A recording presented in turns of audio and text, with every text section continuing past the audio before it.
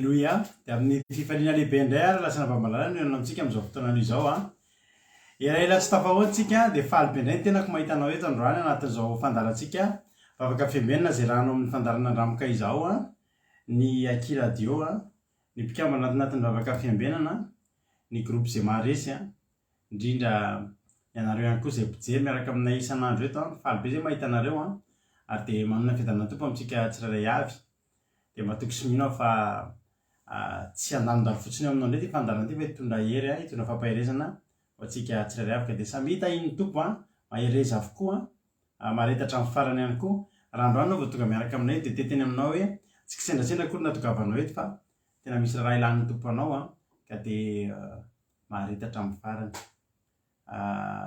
Aza mihafahafa ianao raha hoe eto dia hoe tsy hoe vaovao ianao fa afaka atao dia miditra ao anatin'ny commentaire ianao a, raisinay an-tanandroa ianao tonga soa, ary aza mihafahafa ho antsika rehetra ty fandarana ty. Alléluia. Dia tahiny tompo ihany koa tsika rehetra izay efa paketo a, ara-piaina manokana rahalahy Jonathan. Izy niditra voalohany teto androany a, sady efa tonga ny amin'ny toerana misy azy izy rehefa avy mivahiny taty atokantranonay a, nanatanteraka amin'ny Pentecoste, nankilaza Pentecoste tamin'ny alahady teo. Dia tahiny tompo a rahalahy Jonathan, efa soavan'Andriamanitra anie a, efa nomeny anao sady ny fanahy masina, dia ho tamanao anatinao anie izany fanahy masin'Andriamanitra izany a. Dia izy no hitaridalana anao, hanolontsainanao amin'izay rehetra alehanao a. Raha mahomby ianao dia noho izy, raha tsy mety reraka anaty ady ianao dia noho izy. Dia ho tahin'Andriamanitra hatrany hatrany aho ho tantaniny amin'ny sandro mairany a rahalahy Jonathan.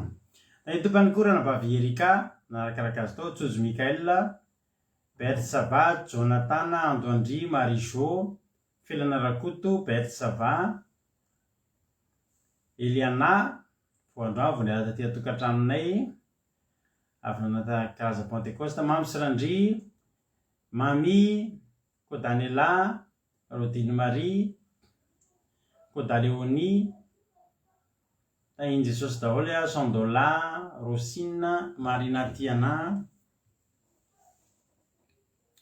Dia ao ihany koa i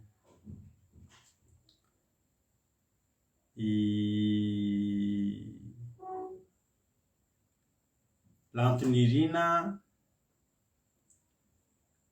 Marina Tiana efa teneniko teo, Eliza Tsiala, Yama, Ranabavlina, Yama, Azaska Patitry, tahiny tompo Ranoroso Olga, Aloe Vera.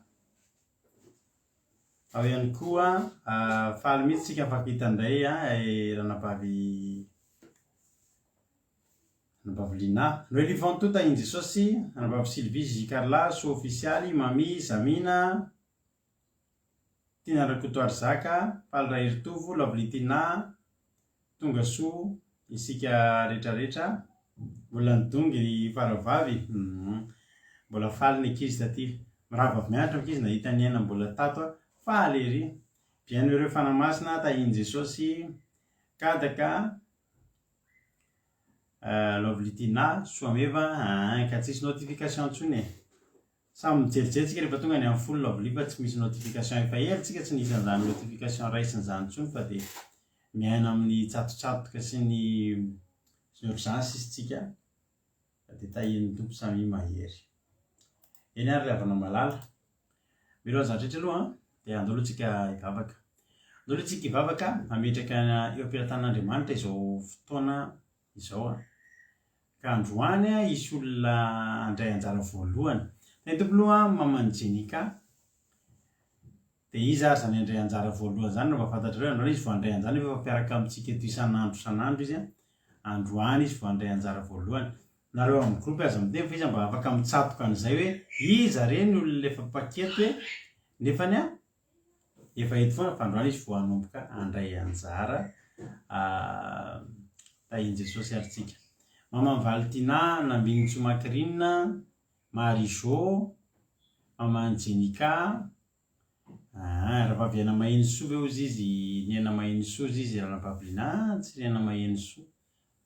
Efa hitanareo eto foana izy a, izy ny andray anjara, izy ny hitondra ambavaka voalohany, anao anjara asany voalohany eto androany dia ny fitondrana ambavaka, ny fandarana. dia tahiny tompo ary ranabavy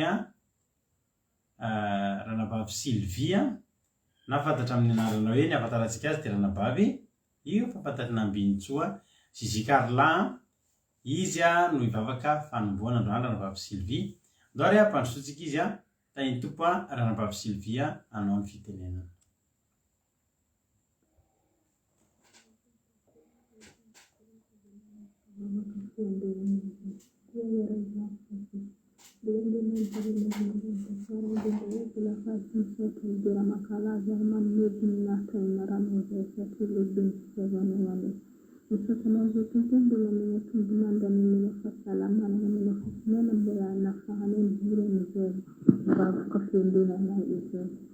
Katunga ura zende maseni tene tumpu tunga yen pamintino beha maksiana zazalizai okan mirno tumpu hanjaka yuam tende yulelan bafahan hana zazalizai alnai alpastira mela bela tayan tumpu oka mirno fana masnono hanjaka bafahan hampita zani afatogan amnitsura yaw aibra tunga yen pamintino beha vavakawan firmene tumpu machinakina izany fenene izany oka hanjaka ho amin'ny herimomba afahany fitondram-bakoka izany fenena izany ary zay ny client tumpu atao teny mpankatono fa tsy teny mpanadiny ary mitondram-bakoka ho any connexion tsirairay avy oka tsy ho tapatapaka izay ndrako afindrano any connexion tsirairay avy tumpu mba tsy ho tapaka tatra tamin'ny faran'izay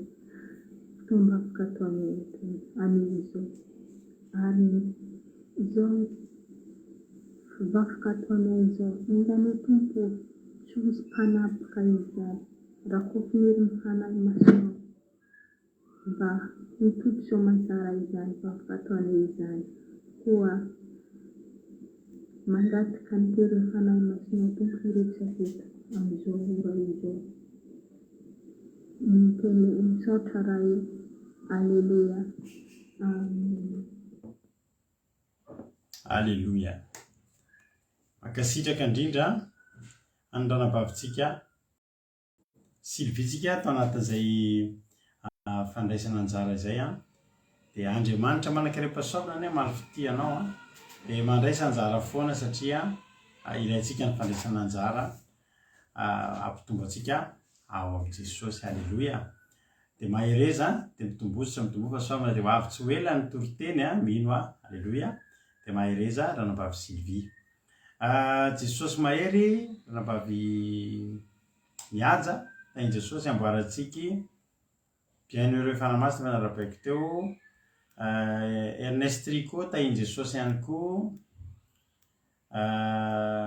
Nambinitso Makriny Litody Rahonoso Angela io eme manambotso izay tena nandeha anisany nandeha lavitra ihany koa namonjy Pentecoste taty. Alleluia.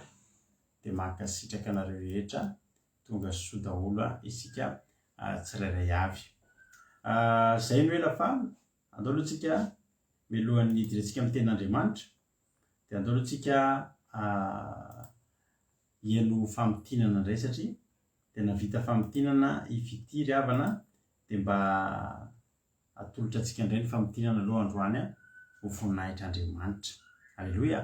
dia avetsika hiditra amin'ny hira dia hiditra anatin'ny toriteny isika rehetrarehetra voninahitra aloha an'Andriamanitra fa dia tena hoe tanteraka soamantsara totoza soamantsara ny Pentecoste vitsivitsy kokoa noho ny tamin'ny Pasika nareo ny tonga taty nefa ho anareo izy taty kosa dia natsapa hoe tsy ny abetsaky ny olona no nijeren'Andriamanitra ny abetsaky ny olona tonga fa ny etaetan'ny abehan'ny etaetantsika zay ny zavatra tena ngeza-be ka faly dia faly natanteraka natotosana izany Pentecoste izany tao anaty zoma moa natanterahana ny Pentecoste fa dia tena hoe nafinaritra satria dia tena nirehatra ary inona fa dia samy nivimbina fanomezam-pahasoavana nivimbina fanahy masina daholo nandeha nody nanareo tao amin'ny zoma na nareo taty an-tokantrano nafinaritra moa fiarahana taty an-tokantrano fa dia tena hoe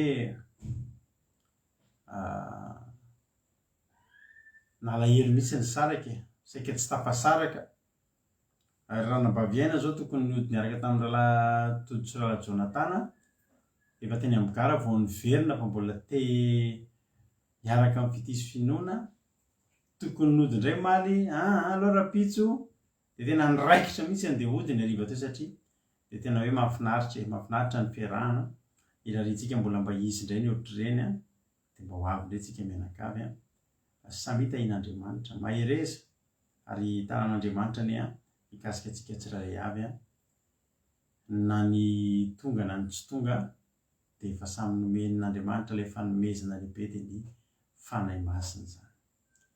Totoza soamantsara iny dia tehirizo aty anatintsika ny fanahy masina zavela elo izy ka hiala aty anatintsika efa naharaintsika dia tehirizitsika amin'ny fahamasinana tokoa. Izay no elary fa dia tahin'ny tompo andao ary tonga dia hiditra amin'ny famotinantsika hialantsika amin'ny fity. Tahin'ny tompo fity anao ny fitenenana. Que la paix de Dieu soit avec vous, frères et sœurs. C'est avec grand plaisir que je vous fais aujourd'hui le résumé en français du sermon du sabbat 4 juin 2022 qui nous a été partagé par pasteur Jadou. Le verset que nous allons lire se trouve dans Actes chapitre 2 verset 1 à 4. Actes chapitre 2 verset 1 à 4 au nom de Jésus. Le jour de la Pentecôte, ils étaient tous ensemble dans le même lieu. Tout à coup, il vint du ciel un bruit comme celui d'un vent impétueux et il remplit toute la maison où ils étaient assis. Des langues, semblables à des langues de feu, leur apparurent, séparées les unes des autres, et se posèrent sur chacun d'eux. Et ils furent tous remplis du Saint-Esprit, et se mirent à parler en d'autres langues, selon que l'Esprit leur donnait de s'exprimer. Amen. Alléluia. Donc là, le jour de la Pentecôte, les disciples ils se sont réunis, ils ont prié, et ils ont été remplis du Saint-Esprit. Alléluia. Ils ont reçu le baptême du Saint-Esprit. Et il y avait des gens qui passaient à côté de la maison et ils entendaient ce qu'ils disaient. Et dans le verset 7 à 8, ils ont dit, ils étaient tous dans l'étonnement et la surprise. Et ils se disaient les uns aux autres, voici, ces gens qui parlent, ne sont-ils pas tous galiléens? Et comment les entendons-nous dans notre propre langue, à chacun, dans notre langue maternelle? Amen. Alléluia. Donc ces gens, ils n'étaient pas galiléens, ils ne parlaient pas leur langue et pourtant les disciples, ils ont parlé la langue des gens qui passaient. Et les gens qui passaient, donc, ils ont compris. Et là, à ce moment-là, ils étaient étonnés. Parce qu'en fait, c'est le Saint-Esprit qui leur a permis de faire ça. Et parler en d'autres langues aussi, c'est parler dans la langue des anges. Et en fait, quand on parle dans la langue des anges, c'est comme si on avait une discussion privée avec Dieu. Parce que même le diable, il ne comprend pas. Le malgache, il comprend. Le français, il comprend. Mais la langue des anges, même le diable, il ne comprend pas. Alléluia. Donc toi, même quand tu parles en langue, en fait, tu as une discussion avec Dieu en seul à seul. Alléluia. Même si le diable, il essaie de comprendre, il ne comprend pas. Et donc là aussi, à ce moment-là, le Saint-Esprit, il a montré aux disciples le chemin qu'ils doivent prendre, le travail qu'ils doivent accomplir. Alléluia. Et à partir de ce moment-là aussi, quand ils ont été remplis du Saint-Esprit, ils ont pu faire des choses qu'ils ne savaient pas faire avant. Alléluia. Toi aussi, quand tu reçois le Saint-Esprit, tu peux, à ce moment-là, savoir faire quelque chose que tu ne savais pas faire avant. Parce que les disciples, avant, par exemple, ils ne savaient pas... Par exemple, quand ils étaient face à un homme démoniaque, ils avaient beaucoup de difficultés. Ils avaient beaucoup de difficultés à délivrer cet homme. Quand c'était au tour de Pierre de faire la délivrance, il faisait « Au nom de Jésus, tu sors! Au nom de Jésus, tu libères cet homme !» Et après, Pierre, il est fatigué. Il dit « Oh là là, je suis trop fatigué, il faut que je fasse une pause. Allez, à ton tour, Jacques, va faire la délivrance. » Et après, c'est Jacques qui prend le relais. Il fait « Au nom de Jésus, tu sors de cet homme !» Et après quelques temps, Jacques, il est fatigué. Après « Oh, à ton tour, Jean, vas-y, à ton tour de faire la délivrance. » Après, c'est au tour de Jean de faire. Jean, il fait « Au nom de Jésus, au nom de Jésus !» Et Jean aussi, à ce moment-là, il est fatigué. Et à ce moment-là, ils avaient peu de force. Mais grâce au Saint-Esprit, leur onction a augmenté. Leur feu a augmenté. Le Saint-Esprit, ce n'est pas un vent, parce que là, on dit celui d'un vent impétueux. Et le vent, normalement, ça détruit le feu. Mais le Saint-Esprit, il n'est pas ça. Le Saint-Esprit ne détruit pas le feu. Ce n'est pas un vent qui détruit le feu. Ce n'est pas comme... parce qu'il y a des pasteurs, ils font take it avec le Saint-Esprit et tout. Ils disent reçois le Saint-Esprit. Et après, les gens, ils reçoivent le Saint-Esprit, entre guillemets, et ils tombent par terre, et les chaises se cassent, et c'est le bazar partout.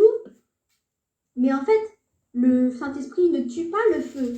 Bien au contraire, il fait augmenter le feu, il ravive le feu, il fait augmenter l'onction. Alléluia.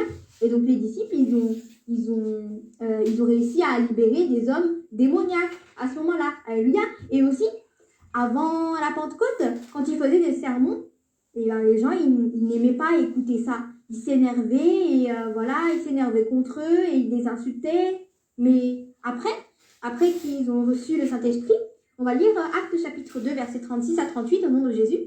Que toute la maison d'Israël sache donc avec certitude que Dieu a fait Seigneur et Christ ce Jésus que vous avez crucifié. Amen. Donc ici c'est Pierre qui a prêché la parole de Dieu après la Pentecôte. Il a prêché la parole de Dieu comme à l'habitude, et après au verset 37 à 38 on lit au nom de Jésus. Après avoir entendu ce discours, ils eurent le cœur vivement touché et ils dirent à Pierre et aux autres apôtres, « Hommes frères, que ferons-nous » Pierre leur dit, « Repentez-vous et que chacun de vous soit baptisé au nom de Jésus-Christ pour le pardon de vos péchés et vous recevrez le don du Saint-Esprit. Amen. » Alléluia. Donc après ça, les sermons de Pierre, ça a touché le cœur des gens et ça a fait que les gens, ils ont dit, « Hommes frères, que ferons-nous » Alléluia. Alors qu'avant, les gens, ils s'énervaient dès qu'ils les entendaient. Mais grâce au Saint-Esprit, l'onction de Pierre a beaucoup augmenté. Alléluia. Toi aussi, quand tu reçois le Saint-Esprit, eh bien, les gens qui ne t'aimaient pas avant, les gens qui t'insultaient avant et qui ne te respectaient pas avant, eh bien, après, quand tu leur prêcheras la parole de Dieu, ils seront touchés. Alléluia. Dans Actes chapitre 5, versets 12 à 16, on lit au nom de Jésus.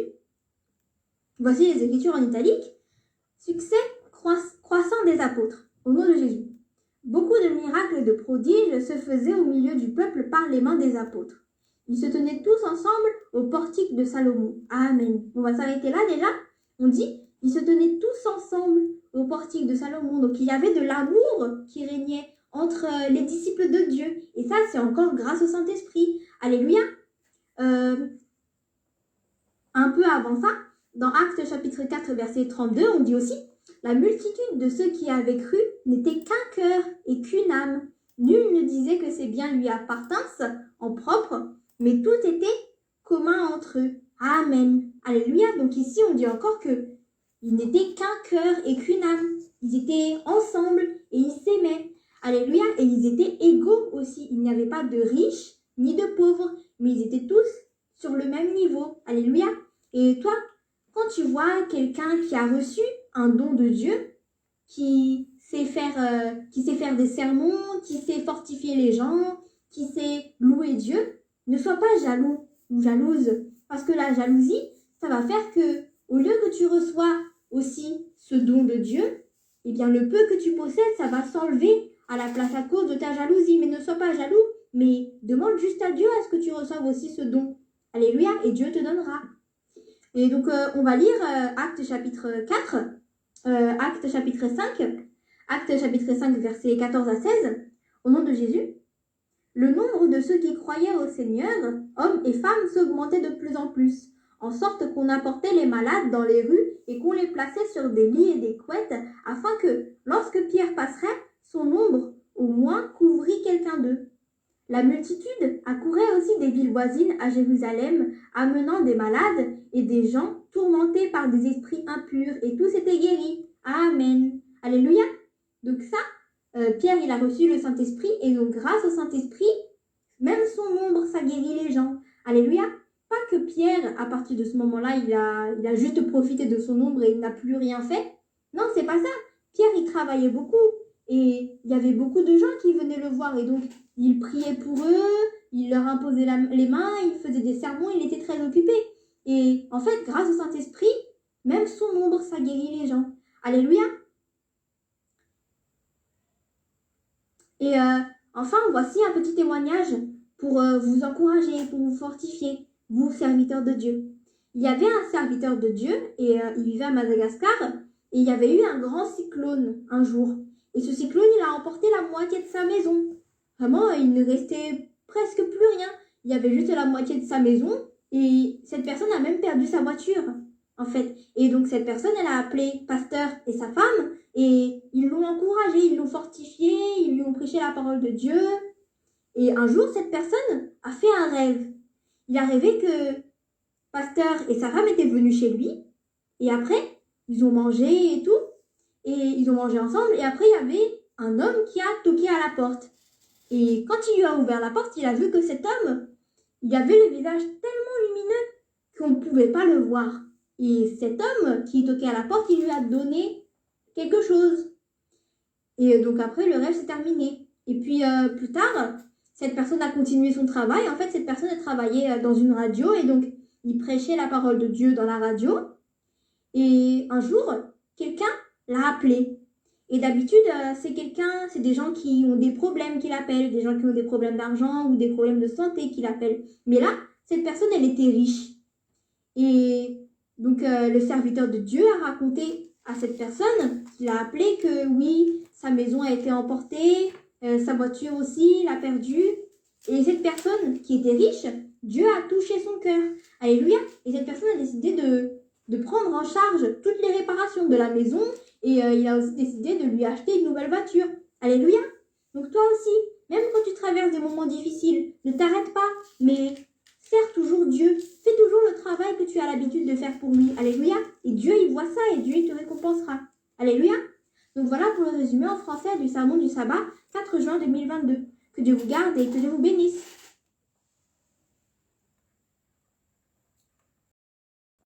Alléluia. Mankasitraka indrindra ny vidintsika tao anatin'izay teny izay nentin'ny teto izay.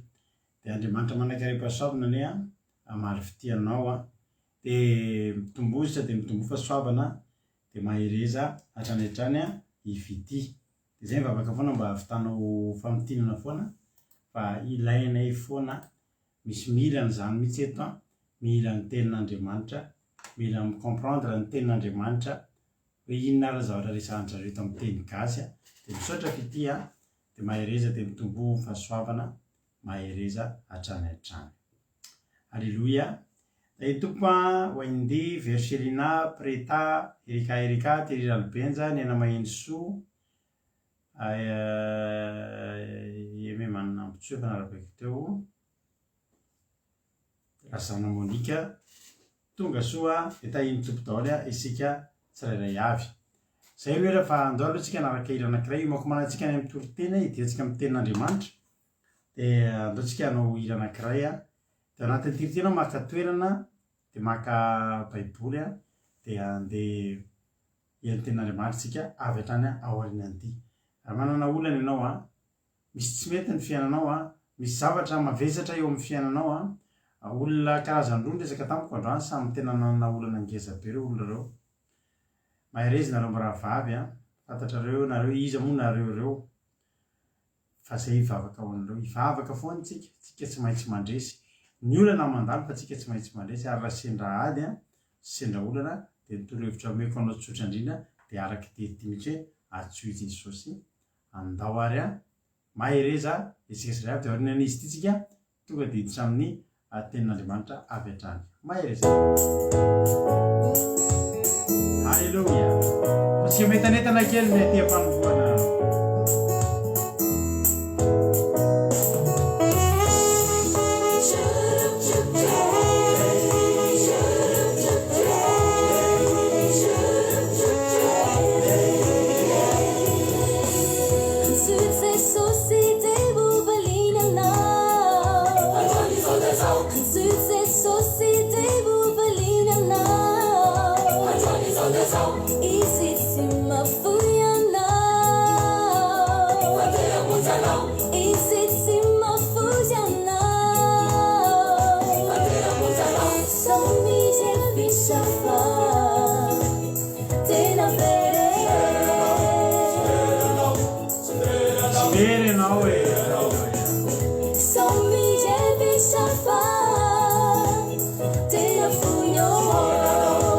Zany ianao, halleluja.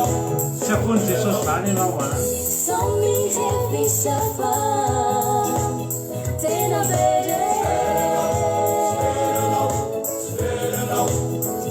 Jesosy vianao Jesosy tianao e.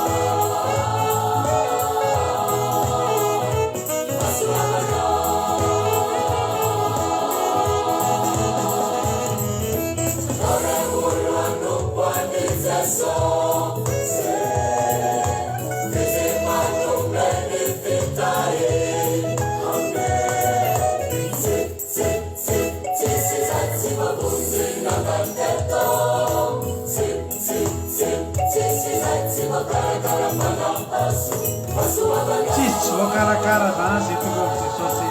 Alleluia.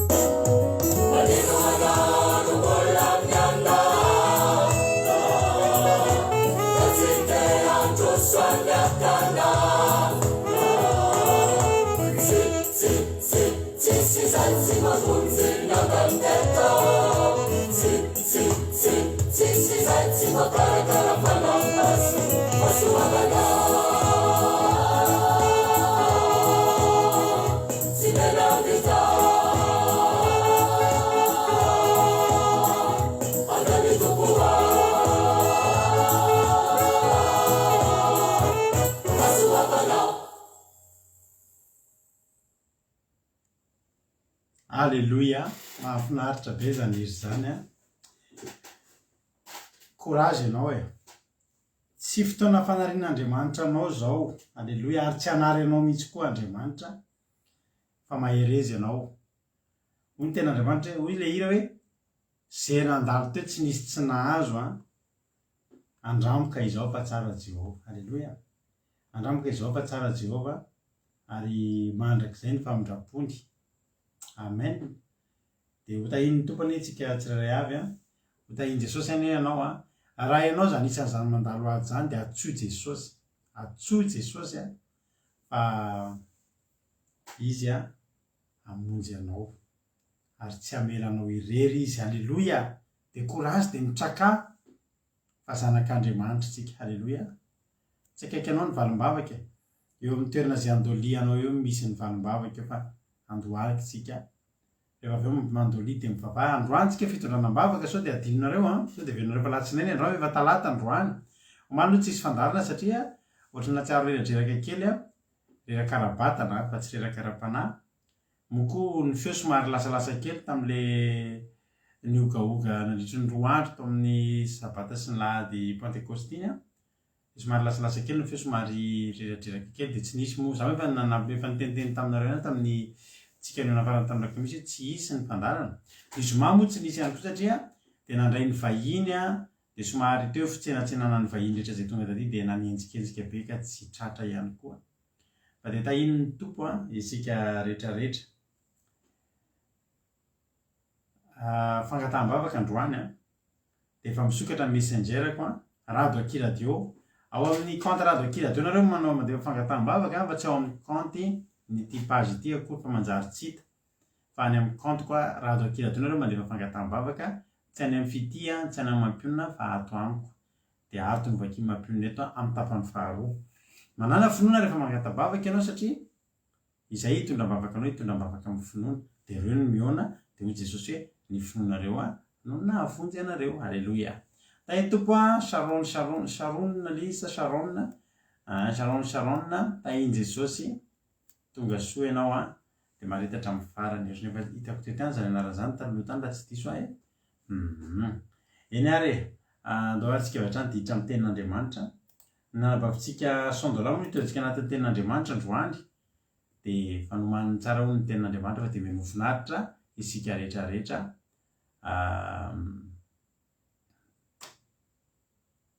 dawary metsika fitenenana ary raha nabavitsika sondola mino efa akaikinao eo baibolinao raha isoariny baiboly fa eny tenin'Andriamanitra tsika aorina ny toriteniny dia verineto ny tena koa amelabelatra ny toriteny menofinaritra ary tsika tsiray avy.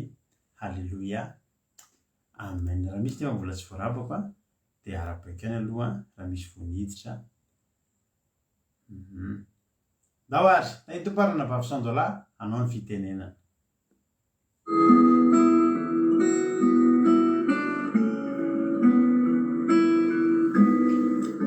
Tainto pastera dia tainto botsika rehetrarehetra izay mpagnaraka sy mpihaino vavaka fiambenana dia manona fiadanana Jesosy Kristy no napaka amin'ny tokantranotsika rehetrarehetra amin'izao fotoana izao dia resiko fa soavana lehibe ho ary ava malala zara tenin'Andriamanitra amintsika androany zany tenin'Andriamanitra izany ry avana dia hitana amin'ny bokin'ny Hebreo toko voalohany vakintsika manomboka amin'ny andininy 10 farangantsika amin'ny andininy 12 Hebreo toko voalohany vakintsika manomboka amin'ny andininy 10 farangantsika amin'ny andininy 12. Alleluia. Vakteny amin'ny anaran'i Jesosy Kristy ny soramandry ny fampitahanana ny Kristy sy ny anjely ary izao koa ianao Jehova tany lohany no namoreny anao tany ary ny asan'ny tananao ny lanitra ireo dia ho levona fa ianao no maharitra ary izy rehetra ho rovitra toy ny fitafiana fa ary toy ny lamba no amalonanao azy dia toy ny fitafiana ka ovana izy fa ianao no tsy miova ary ny taonanao no tsy ho tapitra. Alleluia. Amen. Iny ry ava-malala ny tenin'Andriamanitra izay tonga amintsika androany eto dia androany itsika ry havana dia resaka zavatra anankiray tena tsara ary zavatra anankiray tsy miova ary zavatra anankiray tena maharitra mandrakizay. Alleluia. Amen. Ito ry ava-malala dia araka ny tenin'Andriamanitra izay renitsika te dia manambara zavatra rehetrarehetra izay hitantsika eto zavatra rehetrarehetra izay hitan'ny masontsika zavatra rehetrarehetra izay nataony tanan'Andriamanitra ny ranomasina ny tendrombohitra ny toerana be dia be araka ny voalazan'ny tenin'Andriamanitra dia ireo dia ho levona ireo dia ho levona ireo zavatra rehetrarehetra izay hitan'ny masontsika amin'izao tany izay eny antsika izao dia mbola levona aby zavatra rehetrarehetra ireny ninonina zavatra mety hitanao zavatra ngeza zavatra ninonina mbola ho levona aby ireny zavatra rehetra ireny fa ianao no maharitra ary izy rehetra ho rovitra toy ny fitafiana mbola ho potiky aby ny zavatra rehetrarehetra izay hitantsika ireny na zavatra tsara tahaka ny ahoana na ny zavatra mahafinaritra tahaka ny ahoana zavatra hitantsika amin'ity tany dia mbola ho potika aby mbola ho rovitra aby ary mbola haratra aby zavatra rehetra hitantsika ary toy ny lamba no amalonanao azy dia toy ny fitafiana ka ovana izy fa ianao no tsy miova ary ny taonanao no tsy ho tapitra. Alleluia. Amen. Toy ny fitafiana zany dia ahoana moa zany ry havana fitafiantsika dia ovana fitafiantsika dia orofotra tsy misy hoe olona anankiray dia manao zavatra rehefa mbola kely zavatra anankiray no tafiny dia mbola hatramin'izao mbola mitafiny foana dia miova ny fitafiantsika dia tahaka zany koa ny zavatra rehetrarehetra izay hitantsika amin'izao fotoana izao miova ny zavatra rehetrarehetra hiova ny zavatra rehetrarehetra izay hitantsika araka ny voalazan'Andriamanitra na ny olona izany ny olona hitanao androany mety ilaza tianao amaray izy mety ilaza tsy tianao na ny fanananao zany mety ho isy zavatra be dia be anao androany mety rampitso anao mety tsy ho isy zavatra be dia be ny zavatra mety hiova fitiavan'olo anao mety hiova ny endrikinao mety hiova endrikintsika rehetrarehetra mety miova endrikintsika tamin'ny mbola kely tsy mitovy amin'ny endrikintsika amin'izao efa miova aby ny zavatra rehetrarehetra hitantsika fa androany atsika dia tsy hifantoka atsika ary tsy hitoky atsika tsy handrandra atsika amin'ny zavatra izay amin'ny toerana ity izay miovahiova ito ny tanjon'Andriamanitra dia atsika tsy hifantoka amin'ny zavatra lo ireo zavatra potika ireo zavatra orofotra ireo fa hifantoka amin'ny zavatra anankiray tsy inona zany havana dia hifantoka atsika amin'ny Jesosy Kristy satria izy rery ihany no maharitra izy rery ihany no tsy miova araka ny voalaza ato hoe ary araka ny voalaza amin'ny tenin'Andriamanitra araka ny voalaza tamin'ny tenin'Andriamanitra izy rery ihany ny tsy miova ary ny taonany rery ihany tsy ho tapitra amin'izao fotoana izao tianantsika malala misy mbola kely efa lasa misy tanora mbola tanora efa lasa tapitra ny taonany izay iainany eto an-tany dia lasa izy dia mandao ny tany dia tahaka zany koa zavatra rehetrarehetra izay hitantsika dia manana taonany aby manana zavatra aby leran'ny anjakany eto an-tany fa manam-petra fa ino moa zavatra tian'Andriamanitra tongavana ry havana dia atsika tena hoe hifikotra foana atsika amin'ny Jesosy Kristy satria izy rery ihany tsy miova ary ny heriny rery ihany tsy miova atsika mety hoe matanjaka be atsika androany fa afaka ampitsontsika mety mihareraka satria mahay mirosa ny taona fa Jesosy dia tsy tahaka izany mitovy foana izy mahery foana izy ary mahavita ny zavatra rehetrarehetra foana izy amin'andro rehetrarehetra izay ilantsika azy indraindray tsika ry havana dia efa manam-pinoana atsika efa mivavaka atsika indraindray rehefa misy zavatra angatantsika amin'Andriamanitra mety hoe tsy tonga zavatra angataintsika indraindray tsika mieritreritra hoe Jesosy niova Jesosy lasa tsy zao Jesosy lasa tsy mamaly vavaka zao taloha za mety hoe nangatavavaka mety nivaliny amin'izao lasa tsy mivaly vavaka lasa tsy mahazo zavatra angatako indraindray tsika manamteny an'izany fa eto ny tenin'Andriamanitra dia Jesosy Kristy dia izy tsy miova izy ary ny heriny tsy mba miova zany mbola tsara foana izy ary mbola mamaly vavaka foana izy fa indraindray tsika miova miala amin'ny zavatra ny tenin'Andriamanitra mety hoe tsika taloha manamaso ny tena tsika taloha mitandrina ny sitrapon'Andriamanitra na dia ny kely aza dia tandremantsika fa aty afara tsika dia lasa tsy manao eo atsika miteny hoe Andriamanitra tsy mamaly vavaka dia lasa manao foana fa androany dia tenentsika ny tenin'Andriamanitra fa Andriamanitra dia tsy miova Jesosy Kristy tsy miova Jesosy Kristy tsy miova izy na ny heriny na ny tanjany dia tsy miova zary havana dia tejovavolombelona kely amintsika rehefa malala dia zary havana tadidiko mbola kely tamin'izany fotoana izany mbola tany Madagasikara dia zay moa tamin'izany nivavaka tamin'ny fibolan-dehibe dia zaho tamin'izany tia mianatra sekolary tamin'izany dia nisy nitsapaka zay azonay tamin'izany fotoana izany nanao nitsapaka zay tamin'ny eglizy izay nivavahanay tamin'izany fotoana izany dia nahazo nitsapaka ny tenin'Andriamanitra za tamin'izany fotoana izany nahazo ny tenin'Andriamanitra hoe nanao nitsapaka nahazo dia nahazo tany amin'ny bokin'ny Jérémie 33 igny anakantsoa dia hovaliko anao ary misoko zavatra lehibe zay tsy sarom-pantarina iny zavatra azo tamin'izany fotoana izany nitsapaka azo dia tia mivavaka be za tamin'izany fotoana izany dia taty afara za dia rehefa lehibe dia lasa nadiditra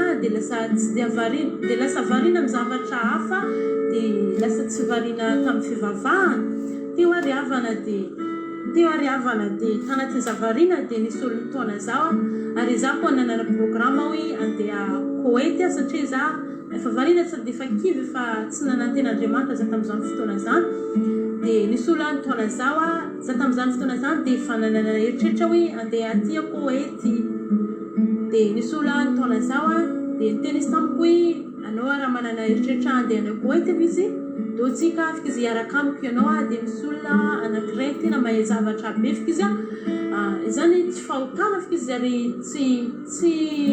tsy olo hoe manao ahody be afaka izy fa mahay zavatra olo mahay zavatra be dia be hoizy izy olona nitaona zao dia lasa moa za tamin'izany fotoana za satria za nanana eritreritra hoe tendeha Koety dia tao amin'olo za dia nandeha dia fa rehefa tonga tamin'ny olona teneny hoe mahay zavatra dia me zavatra zay soransorana amin'aigny aby koa mahita fitia tamin'izany fotoana izany dia tsy mamenatra moa hiteny an'izany satria devoly dia tsy maintsy elana baraka dia namezana zavatra dia nataoko dia tena hoe tsy nivavaka mihitsy za tamin'izany fotoana izany tena hoe tsy nandeha taleglizy mihitsy dia tondra ny fotoana dia tonga taty Koety ny tenako dia niteny moa olo teneny mahay zavatra io dia tsy mahazo mihinana atody nefa aty tena mihinana atody be aty Koety dia rehefa tonga taty dia tsy haiko hoe tsy mihinana atody satria izy ireo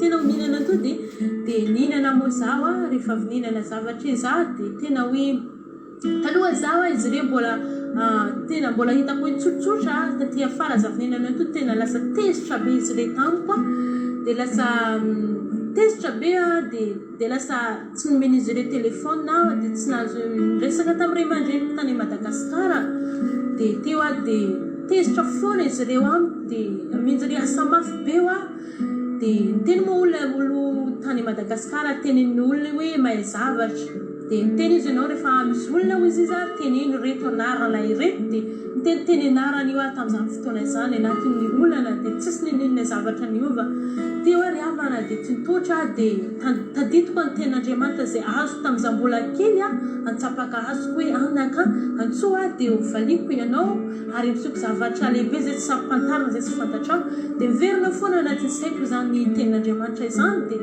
teo ary havana dia nanomboka hoe nivavaka tamin'i Jesosy dia bebaka tamin'Andriamanitra tena hoe namindra fo tamiko Jesosy dia rehefa namindra fo tamiko Jesosy tena hoe natsapa hoe nisy fiadanana tao anatin'ny foko dia teo hoe patronko dia niova dia lasa nomeny izy ireo telefona dia afaka nifandray tamin'ny hery mamako dia voninahitra moa an'i Jesosy Kristy tamin'izany fotoana izany ino moa zavatra tiako tenenana ao anatin'izany na ny olombelona aza na ny tenin'olona aza miovaiova amin'izao fotoana izao fa nizovizovy tenin'olona mahay zavatra mizovizovy tenin'olona mahay fahefana fa mety mbola iova aby ireny zavatra rehetrarehetra reny fa Jesosy irery ihany tsy niova raha fa Jesosy irery ihany no niraisiko tena natsapako hoe izy irery ihany tokony andraindraintsika izy irery ihany tokony hoe tena hoe hofikirantsika satria izy irery ihany tena tsara ary izy irery ihany no tena tsy miova alleluia dia any amin'ny bokin'ny Hébreux 13:15 mbola manamafy izany Jesosy Kristy no tsy miova omaly sy anio ary mandrakizay atsika ary havana izay tonga eto dia aza misalasala ianao aza manamelo tena hoe efa tsy tiany Jesosy aho na hoe efa tsy amindrano Jesosy heloko fa za koa dia tsy mampirisika atsika hoe fikitra amin'ny zavatra zay tsy sitrapon'Andriamanitra fa Andriamanitra dia mamindra fo ary Andriamanitra dia mitana ny teniny fona tiatsika fona Jesosy tsy elatsika dia niatrika ny Pentecoste dia nandray hery atsika nandray fanamasina fa matokisatsika ary ava malala fa Andriamanitra dia tsy anaritsika Andriamanitra dia tantanantsika fona raha mitandrina ny sitrapony atsika raha mandeha amin'ny famarinana atsika fandrendratsika raha tsy miova amin'ny Jesosy atsika dia tsy miova koa ny teny ninona teny izay hitantsika ao amin'ny baiboly io dia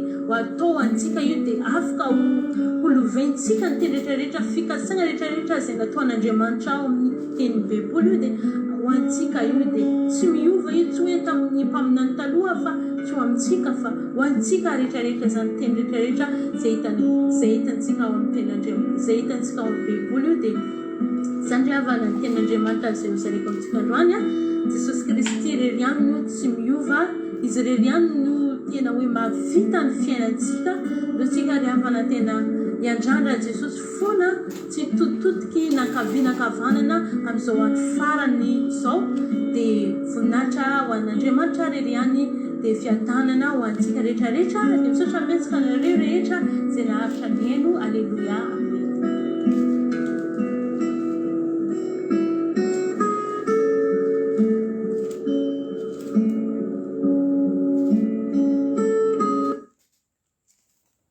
Alleluia. Mankasitraka indrindra amin'ny fona rehetrarehetra mihitsy ny akasitrahanay ianao raha nabavy sondola amin'izany tenin'Andriamanitra izay nentinao zany a, dia Andriamanitra manankiray pasoavana ny amaly fitianao, fa dia tena nafinaritra ny toriteny a miampy fijorona vavolombelona,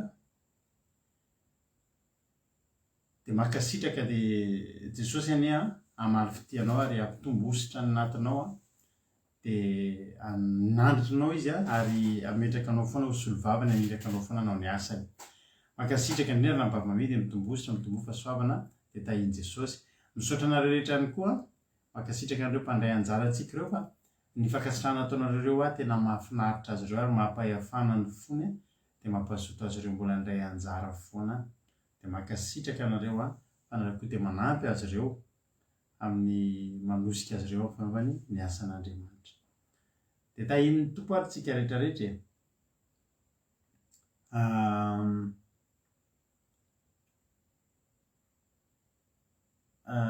ho anareo izay niatrika ny Pentecoste dia izao no teko aminareo hoe tehirizo a, aza avela miala eny aminareo a, izany fahasoavana ngezapezany raisitsika fa komaly zany fa zava-dehibe loatra izany hoe nomena fanomezana manokana dia ny fanahy masina zany. Tahin'ny tompo fa dia tena eo moa zany tsika vita izay ny fionantsika tamin'ity taona ity, tsy dia misy fionana ndraindraina intsony aloha atoato a, raha tsy hoe tafahoana ny anaty vakansa indray tsika amin'ny fotoana fialan-tsasatra, dia ho avy ny fotoana ny ariana any a, mbola tsy manana fahefana amin'izay zavatra izay moa tsika, fa matetika ny fikambanana misy fotoana ohatra hoe fiangonana na fikambanana dia miaraka daholo, miara mandeha vakansa, dia zany mba faniritsika mba ataontsika ny ariana any hoe any indray ny fotoana mba ahafahantsika mihaona. Mbola tsy eo aminay mivady ilay kapasité ahafahana miorganize an'izay, efa zatra n'ilay mikarakara ny zava-panahy eto, fa ho avy ny fotoana mbola isika reto koa mbola afaka hifankahita hoe any am-pialan-tsasatra indray tsika ny hifankahita, dia ho fifaliana izany rehetrarehetra izany.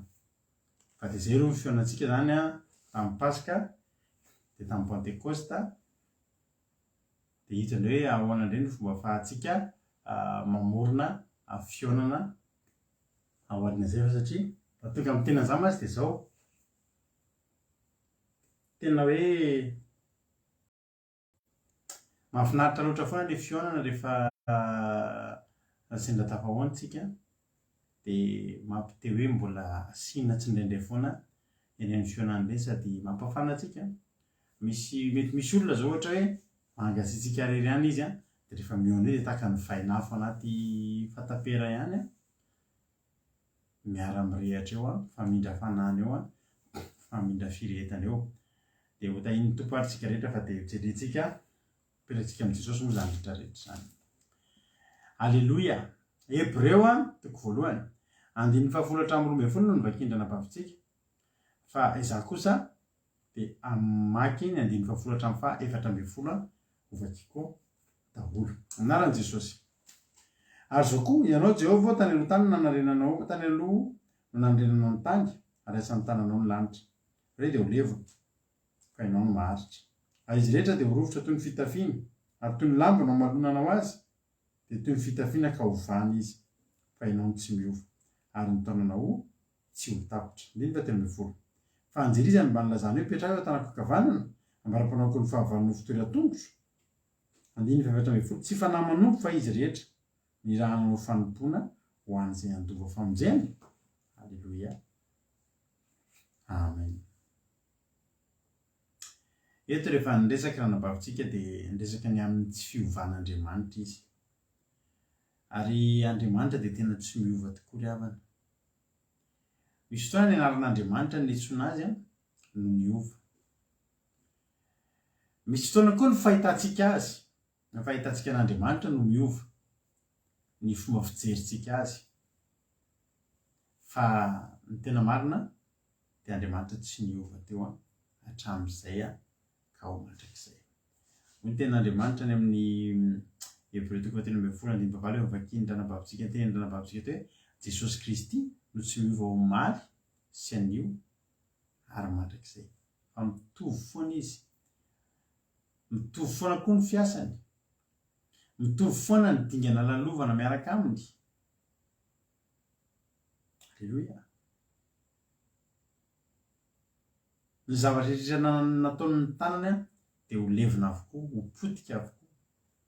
Ity zao tontolo zao ity dia ho potika tanteraka ao aoriana kely ao, ho potika tanteraka tena tsy azo iainana intsony. Na ny zavatra nataony asa tanan'Andriamanitra, hitanao misy film zay nareo fa hitan'ilay film hoe Waterworld.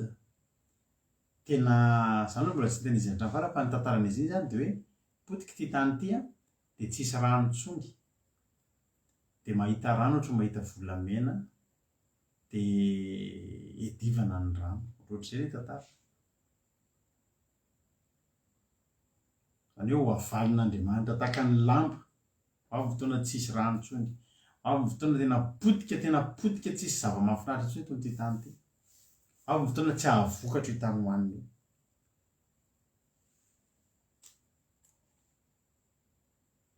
Fa izao. Na dia tahaka ny lamba ary ny hamalonanao azy tena Andriamanitra dia toy ny fitafiana ka hovana izy. Ianao kosa tsy miova. Ary ny taonanao tsy ho tapitra. Ary Andriamanitra dia efa niteny tamintsika foana. Any amin'ny Isaia 40:20 dia tsy miova ho azy zahako. Zaho tsy miova.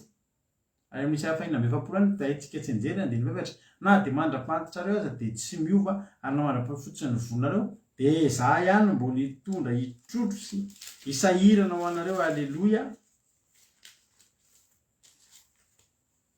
Amen. Zany mampahitantsika sitra androany. Ny adintsika, ny fiainantsika koa miovaova. Ny fiainantsika falifaly be tsika. Mety ny atao dia faly. Tena hoe mahafinaritra ny fiainana, fijoroana vavolombelona miaina. Misy marary dia sitrana, misy fahasairanana dia afaka fahasairanana, sy ny sisa. Misy valy mibavaka.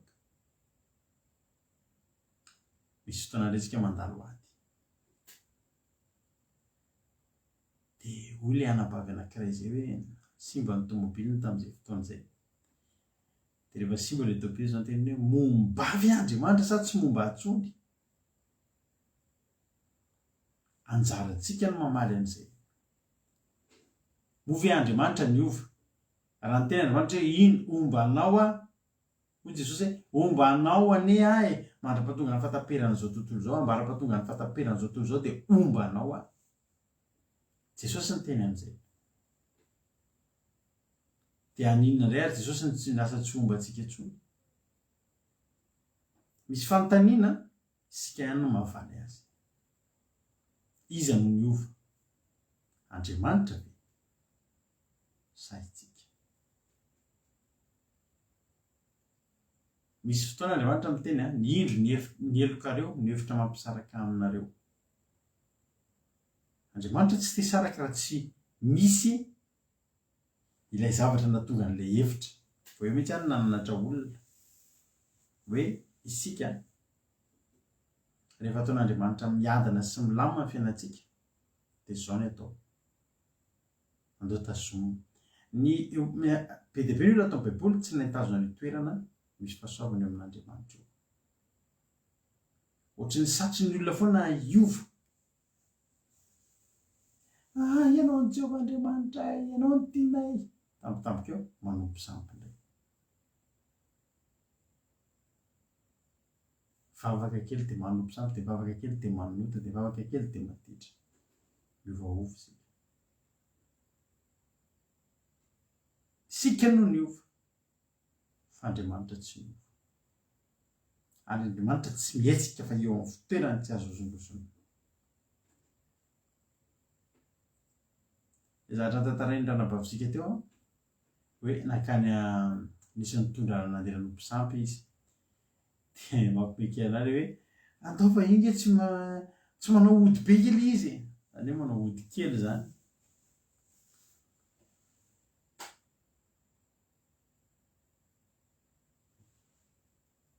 ny devoly ny mpanompo sampy ry tantarabe rehefa hampanompo sampy olona dia mampanantena zavatra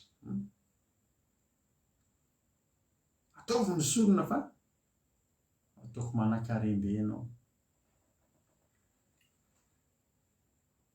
dia manao sorona ny olona fa tsy manan-karena ilay olona aveo mety manana vola fa tsy manan-karena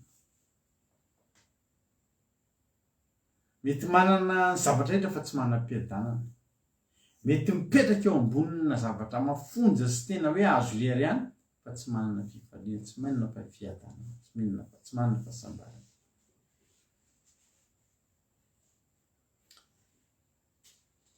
ambadika ny fanompoan-tsampy tsisy fahasoavana zany ny devoly tsy mahay manao fahasoavana tsy mahay manome fahasoavana betsaka hoe mandeha mangatapitahina eny amin'ny fasana fa tsy azo ny tsy hainy razana atao zany betsaka ny olona mitady fitahiana sy zavatra maro eny amin'ny devoly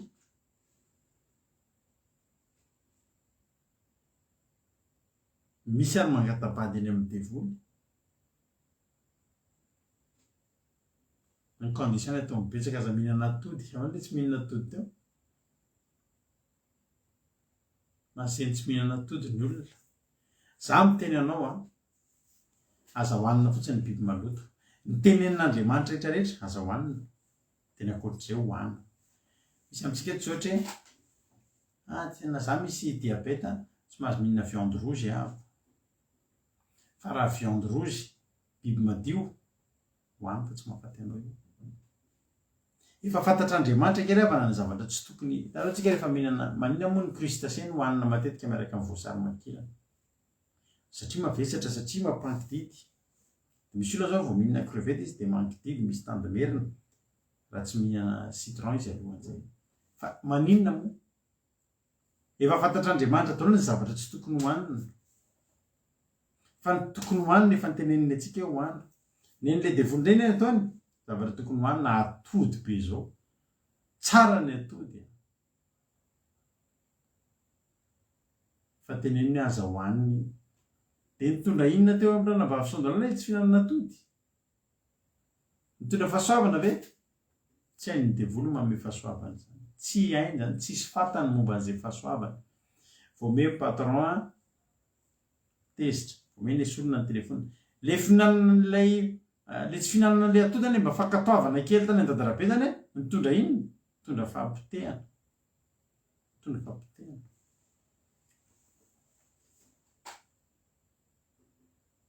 le olona zany mieritreritra hoe manao asa fanompona manao sakrifisy ange zany mandeha manompo sampy zany tsy hoe zay zavatra ataony any amin'ny dadarabe mety manome voly izy mety manome tsy fantatra fa nilatsaka ny didy tsy mahazo mihinana atody intsony ary raha vao mihinana dia ampitahoriny asiana voatabia sy tongolo sy poavra kely ranabavy mihaja tena tsara zavatra rehetra marina labazina atody marina tokoa zany na inona gâteau ianao na inona zany hoe ozy dia vola aza mihinana nininina nareo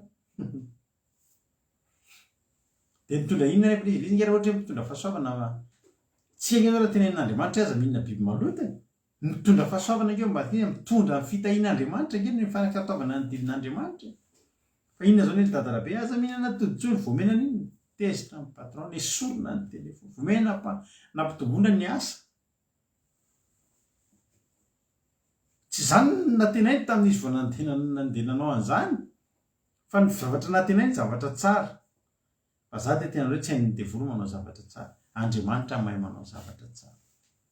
Alleluia. Misy azany koa aza mihinana tsipolitra rehefa vavatra mandatsabary ety ny tsipolitra hoanina nefa tsisy varatra milatsaka izany eto aminay. Alleluia. Voameny ratsy ny toerana nisy any ranabavy $100. Omety tsy sarahany tamin'ny fianakaviany ohatran'ny Covid ihany.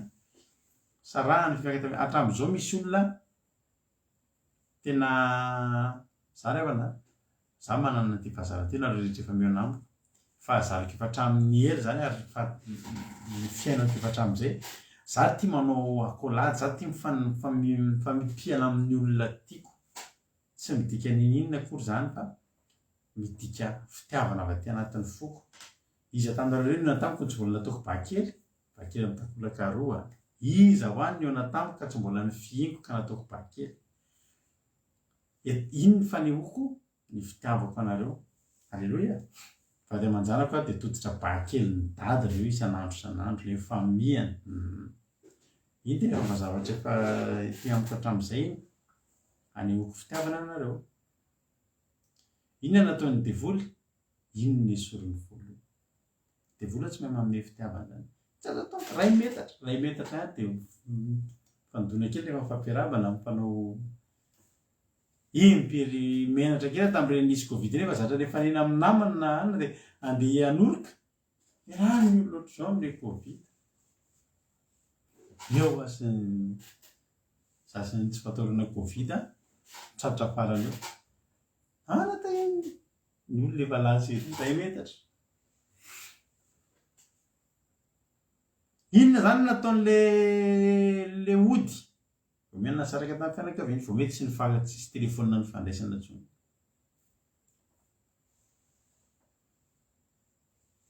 Voame ratsy.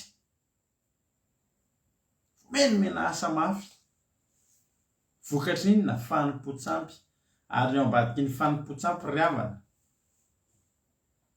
Alleluia. Mamy ny mifamihana ranabavy mihaja.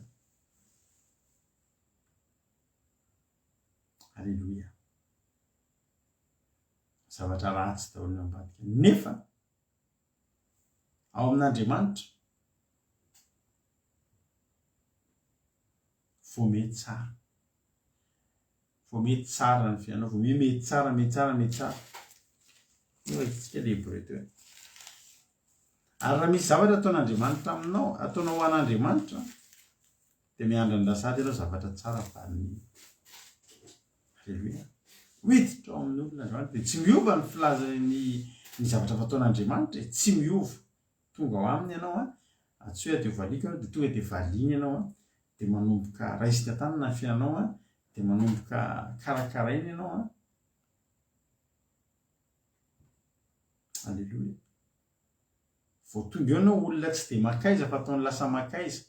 Olona ordinaire fa ataony lasa extraordinaire mihitsy ianao mivoaka eo vao miaraka aminy. Olona resy lava fa tena tonga dia ataony ampandresy. Tsy miova ny fiasan'Andriamanitra. Tsy miova ny fiasan'Andriamanitra. Alleluia. Ary za teteny aminao, ianao koa aza miova. Tsika indray eny anivon'ny fanomponan'Andriamanitra, arakaraky ny andehanan'ny taona mandroso amin'ny fiarahana amin'Andriamanitra, misy fotoantsika vao milasa mihemotra ny ara-panahy. Za androany teteny aminao hoe araky ny tenin'ny ranabavy $100 hoe Jesosy tsy mandisy fanantenana. Araky le atao mihitsy hoe raha ohatra ianao vonona dao hanantona azy fa tsy mandisy fanantenana anao Andriamanitra. Ilay tena Andriamanitra andininy fa 17 ary Anjeliza no mba nilazany hoe mipetraha eo amin'ny tanànako ankavanana mba hanampanao ny fahavalonao fitoeran-tongotra ao.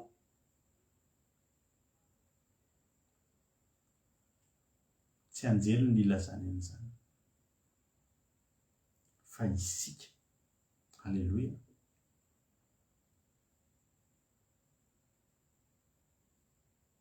sika ny aseny mipetraka eo amin'ny tananakavanany tsy manao ninina fa mipetraka eo fotsiny tsika dia inona ny ataony izy amin'izay maka ny fahavalonao dia manangona andreny eo atongotra ao dia tsy miovy zany za mampahiry an'ilay olona manana ady ngeza be ny fahavalonareo vao nisaka tamin'ny kariba teo fantatr'ilay olo zany hoe izy ngeza be ozy ianao hoe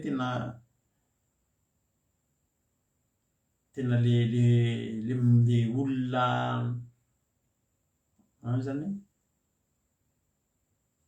le manam-pahefana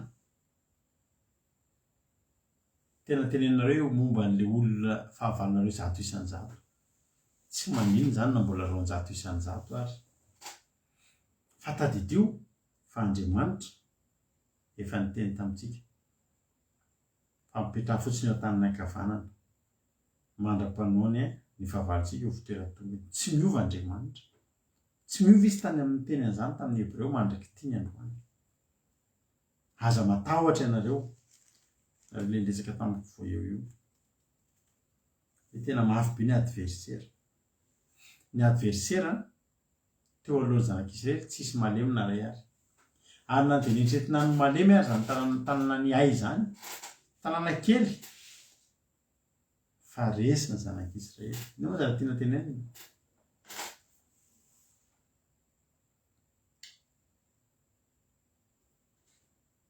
ny fahavalo tsy maintsy misy ary ny fahavalo tsy maintsy manana hery fa manana finoana nareo fa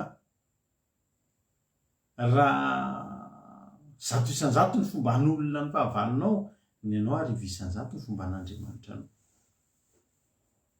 ary tsy voafetra zany no mahatonga antsika tsy matahotra ny fahavalontsika fa io ny adiny re mitatra ahemotra ny fitsarana mitatra fa tadidio foana fa na ho tonga tray izy io Andriamanitsika ihany mbola afaka andeha lavitra n'io zavatra rehetra na ifampitarita firy taona eo ary ny Andriamanitsika mbola tompony teny farany io ary ny Andriamanitsika tsy araky ny fahavalo ny fandehany.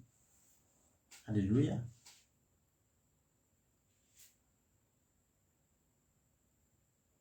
Mipetraha eo an-tanako ankavanana izy a ambaram-panaoko ny fahavalonao ho fitoeran-tongotra ao zany tsika zany tsy miova mantsy zany any amin'ny Salamo 100 koa misy zany teny zany raha vakitsika vetivety Salamo 100 zao no lazainy Jehovah amin'ny tompoko mipetraha eo tanako ankavanana ambaram-panaoko ny fahavalonao ho fitoeran-tongotra ao. Halleluia. Ny tenin'ny herinao avoakan'i Jehovah avy ao ziny manapa eo amin'ny fahavalonao ianao.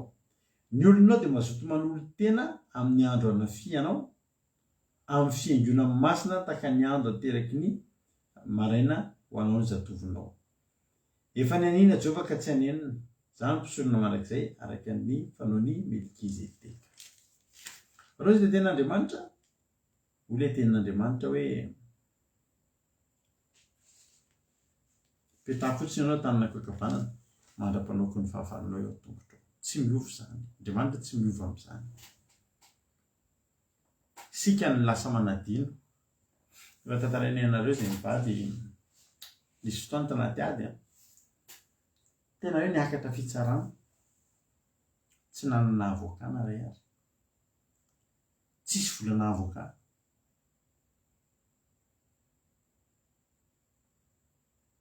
fa rehefa nisitra tao fitsarana dia tsy nigiatra na dia tsisy avoka ary fa no taterina indray zay nanana olana dia efa mba nisy kely indray vola dia naka avoka fa nanina ary zany tsy nahazo ny ary zany tsy naka avoka tamin'ny voalohany satria tsy nanam-bola fa raha nanam-bola dia mbola nividy naka avoka ihany. Zany ngiravana mahatonga Andriamanitra mitaizatsika ao anatin'ny fiarahana aminy amin'ny resaka eo tsy mitovy mihitsy ny lalana lehan'ny olona ray manam-bola sy ny tsy manam-bola fa ny manam-bola tonga dia manana vahaolana na hividy ny fahamarinana ry izy fa ny olona tsy manana afa-tsy Andriamanitra kosa dia manao izay tian'Andriamanitra dia manara-dian'Andriamanitra dia any ny aza ny vahaolana. Halleluia. Any ny aza ny vahaolana eo amin'ny fiainana ary tsy miova zany. Fa ny ampahirizako anao dia izao ilay 1:7 tsy fanahy manompo fa izy rehetra ny rahina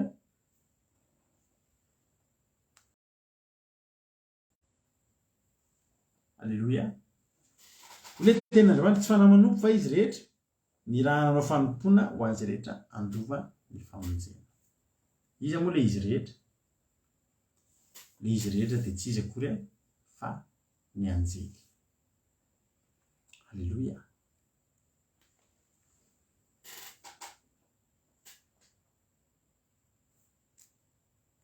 Hoy ny ten'Andriamanitra tsy fanahy manompo fa izy rehetra ny raha hanao fanompoana ho an'izay andova famonjena.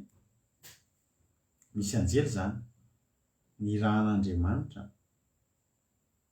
ary maro izy ireo irahana hanao fanompoana ho an'izay rehetra andova famonjena. Iza moa ny andova famonjena? Isika izay manana eritreritra ho any an-danitra reto. Isika izay manana eritreritra ho any an-danitra reto. Halleluia. Romanina 8:17 ngefa tsika tezafany.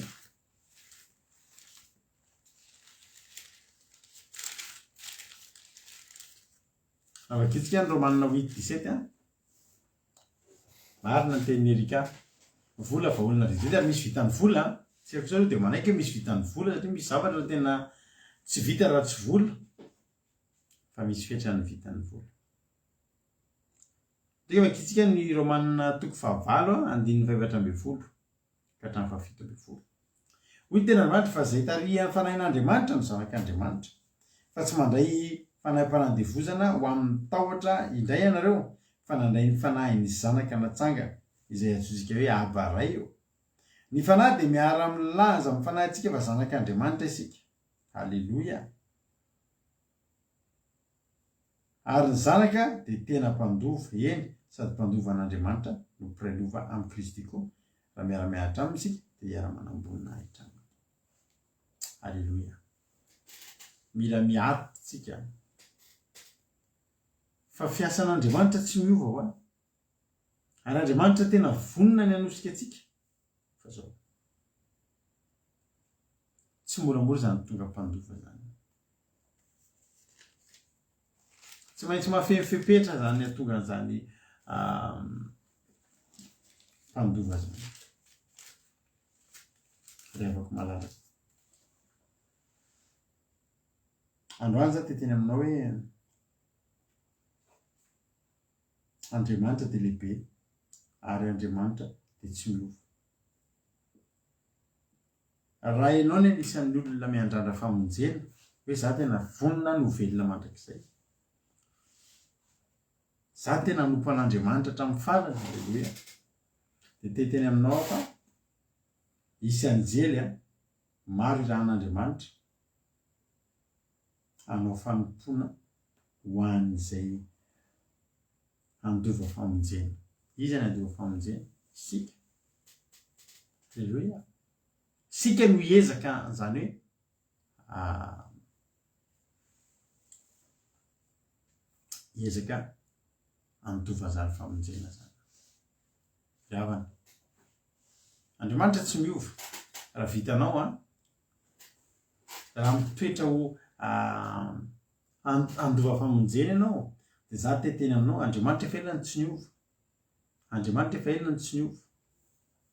Hatramin'izay ka ho mandrakizay izy dia tsy miova.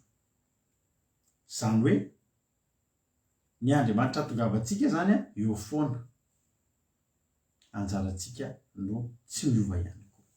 Raha iova Andriamanitra ianao dia tadideo fa Andriamanitra efa tsy nahavonjy olona tany io tonga atosiky ny olona eo aminao eo.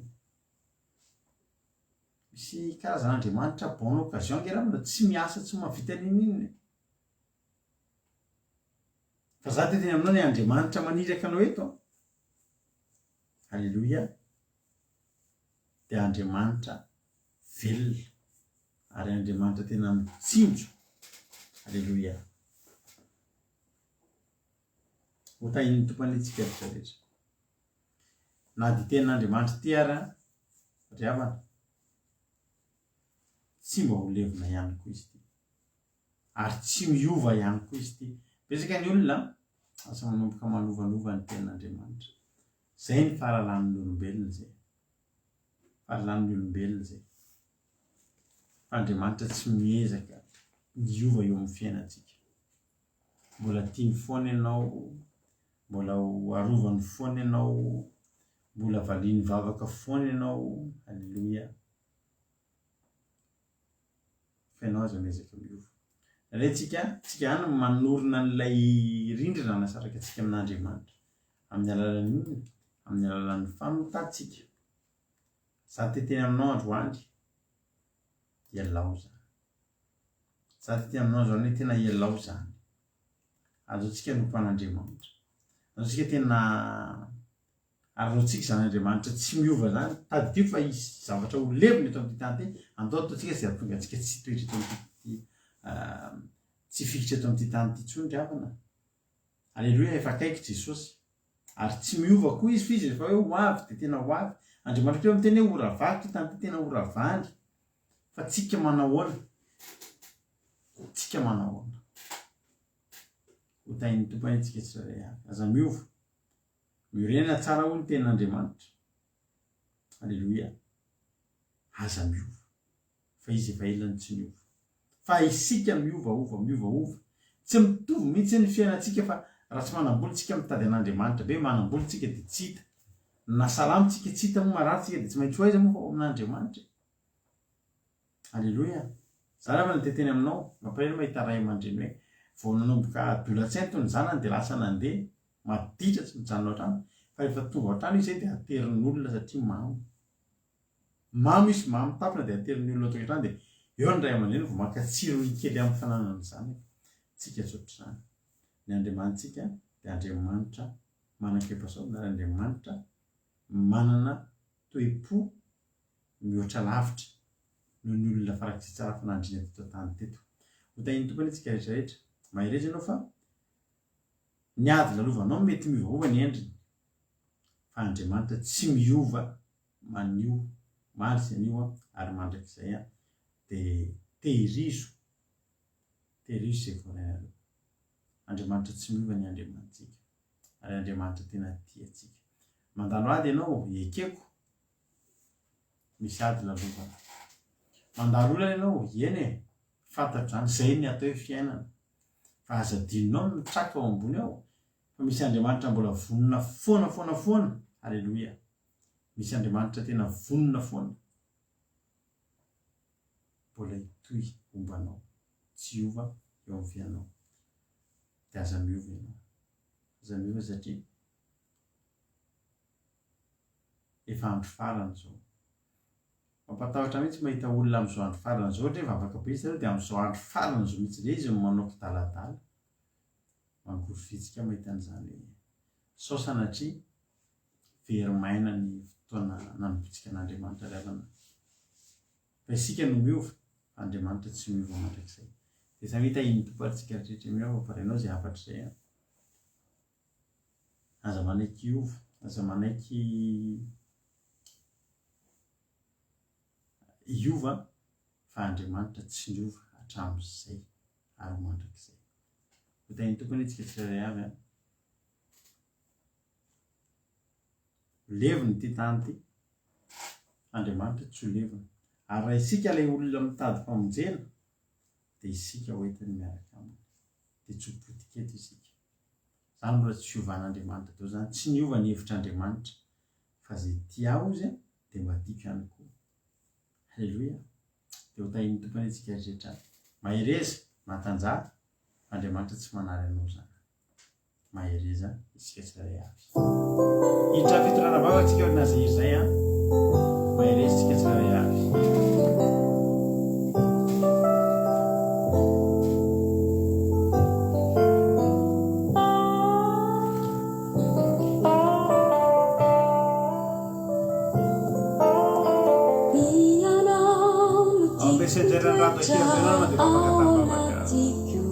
Halleluia. Ianao tomponuti anapakani fuku azavela isire ipantueranau fukumanuntulanani fuku anzaka. Ianao nutikritweja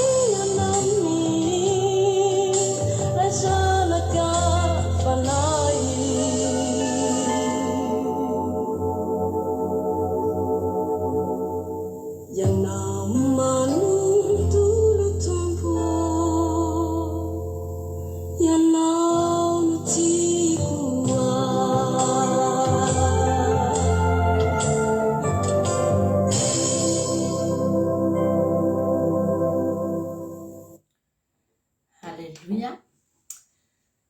Dia falindray miarabantsika rehetrarehetra amin'ity androany ity atao anatin'ny fandaharana fitondranam-bavaka tsika amin'izao fotoana izao a. Dia faly mahita anareo indray androany. Halleluja. Dia atao anatin'ny fandaharana vavaka fiambinana samy hitahin'Andriamanitra tsika rehetrarehetra. Saotra anareo izay mbola maharitra eto a, atao anatin'ny tapany faharoana dia efa alina aza ny andro. Fa dia teninay foana hoe hitan'Andriamanitra izao fiaretanareo izao a. Ary araroantsika foana ny fotoana mbola ahafahantsika miaro tory mivavaka tahaka an'izao a. Dia mbola omen'Andriamanitra hery ianao a, dia araroantiny fotoana fa tsy hanenenantsika izao fotoana izao. Tahian Jesosy dao tsika rehetrarehetra. Dia hivavaka antsika amin'izao fotoana izao an'izany ten'Andriamanitra izany izay tena mampahery antsika indray androany.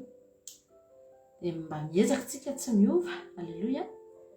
Satria ny fiovaovantsika no manova ihany koa ny zavatra mitranga eo amin'ny fiainantsika. Tsika dia olona tokony handresy foana amin'ny ady rehetrarehetra. Ny ady tsy maintsy misy a. Fa tsika dia olona efa tokony efa voasoratra foana ny fandresena ao antsika. Ninona ady. Dia Davida nandalo ady be lehibe. Fa ny fahatokian'i Davida an'Andriamanitra tsy niova. Dia tsy niova mihitsy koa fa nandresy foana izy. Tamin'ny ady rehetra izay nolalovanany. Tsy nisy fanahina mihitsy tao amin'ny Davida. Hoe eto amin'ity Lioanasy be ity possible tsy handresy. Na hoe eto amin'ity Goliaty ity ohatrotry ny resy. Na hoe manoloana ny Filistina ohatrotry ny tena matahotra. Na hoe tonga ihany koa ny Amalekita dia ohatrotry ny tena tsy ho vitako. Tsy ariavana malalana. Fa izay rehetra teo anoloany dia resiny avokoa. Satria tsy niova mihitsy ny fahatokiany an'Andriamanitra. Tsy niova ny fomba fanompony. Tsy niova ny fitiavany. Ary tsy nametraka mihitsy Davida elanelana. Nisy fotoana Davida resy. Nisy fotoana Davida tratra ny zavatra ratsy. Satria niova. Vao niova Davida dia nisy zavatra mitranga ihany koa teo aminy. Ka raha mbola tsy miova ianao dia Andriamanitra koa tsy miova. Halleluja. Dia aza miova tsika rehetra fa samy mahery. Samy manompo an'Andriamanitra amin'ny fitiavana. Dia tsy hiova aminao izy. Hivavaka tsika amin'izao fotoana izao. Saotra anao izay Jesosy hoe noho ny fitiavanao a. Misaotra ny amin'izao fotoana mamy izay iarahana eto izao indray androany. Mankasitraka Jehovahandriamanitra fa tsapanay mihitsy fa fitiavanao izao fotoana izao. Isaorana ianao ny teny izay zaraina teto androany. Fa izay ingy Andriamanitra mahalala e. Fa tena Andriamanitra tsy miova ianao. Ary rehefa misy zavatra mahazo anay indraindray ka mitady handresy anay dia zahay foana ny mila mandiny tena. Ianao Andriamanitra tsy mila mandiny tena. Tsy ianao no mila misaina hoe sao dia izany nanao tsy nety. Satria ianao Andriamanitra tsy diso. Andriamanitra tsy miova ianao. Fa aty aminay foana no mipetraka ny fanontaniana. Fa ankehitriny Jesosy io. Tonga eto aminao izay anatony anao izay Jesosy malala. Mitelatrehanao izay hoe izay tsy te hiova Jesosy Tsy te hiova eo anatrihanao izay Andriamanitra. te atoky anao foana Jesosy malala, te hiaraka aminao foana ary te hibata fandresena ao aminao foana zay. Ninona ady Andriamanitra dia efa voasoratra ao anay igny ny fandresena fa ny anjaranay ny mandray amin'ny zandry foana. Miohery mpanomponao izay miatrika ady amin'izao fotoana izao Jehovah Andriamanitra, mangataka aminao amba ho tanteraka amin'izy ireo izany teninao izany. Fa raha nisy famonjena efa nataonao azy tany amin'ny voalohany, tany amin'ny faharoa, tany amin'ny fahatelo, dia mbola tsy tapitra fa mbola misy ny famonjena azonao atao hatrany amin'ny fahatsy voatanisa Jesosy hatrany amin'ny tsy tahisa sy tsy voafetra, dia mbola hisy famonjena foana afaka ataonao an'izany mpanomponao izany. Misaotra indrindra Jehovah Andriamanitra, voninahitra ny eo anao irery ihany. Halleluia, amen. Hiditra fitondrana ambavaka tsika amin'izao fotoana izao lasaritsika.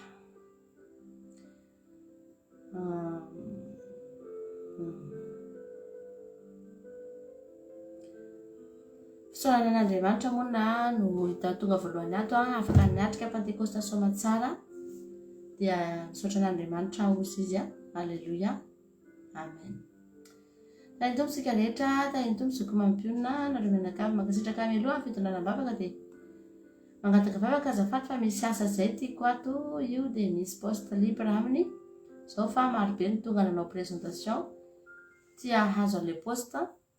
Za mba mangataka vavaka azafady mankasitraka ny lehibe indrindra zokompina tavavaka sy ny mpiara-mivavaka rehetra fa Andriamanitra marim-pitoa anareo menakavy sy ny mpiara-mivavaka rehetra voninahitra ho an'i Jesosy irery ihany. Halleluia, amen. Azafady tompoko antsika mivavaka izany olona izay tady asa izany mba tena avahan'Andriamanitra tokoa any na samy anao demande aza dia izy no azo amin'izany. Halleluia. Ohatranao izay Jesosy amin'izao fotoana izao any mitondra mavaka ny tiravavinay ity izay mangataka an'izany asa izany Jesosy misy place libre ary dia mba tiany andrany azo an'izany asa izany Jehovah Andriamanitra. Ny zavatra azonay antoka Jesosy dia mety hoe izy irery ihany no mivavaka ao anatin'izany olo izany zay Jesosy tsy mahafantatra, fa ny zavatra azonay antoka dia afahanao ity mpanomponao ity. Ary raha izy no angataka an'izany asa izany Andriamanitra dia tena any aminao izay ny mangataka validation, any aminao izay ny mangataka Andriamanitra ny fanekena ny accord rehetrarehetra Andriamanitra, satria fantatra fa rehefa midina avy any an-danitra ny fanekena Andriamanitra, rehefa valide avy any an-danitra izany dia valide eto ambonin'ny tany, ary ny fahefana rehetra dia eo an-tananao, eo ambanin'ny fahefanao avokoa ny fahefana rehetra eto amin'ity tany ity Jehovah Andriamanitra.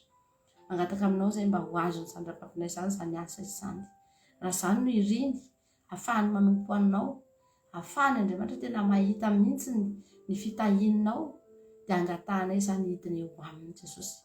Mangataka aminao Andriamanitra tena ho tanterahanao any izany faniriny zandram-pavinay izany. Voninahitra ao an'Andriamanitra irery ihany. Halleluia, amen.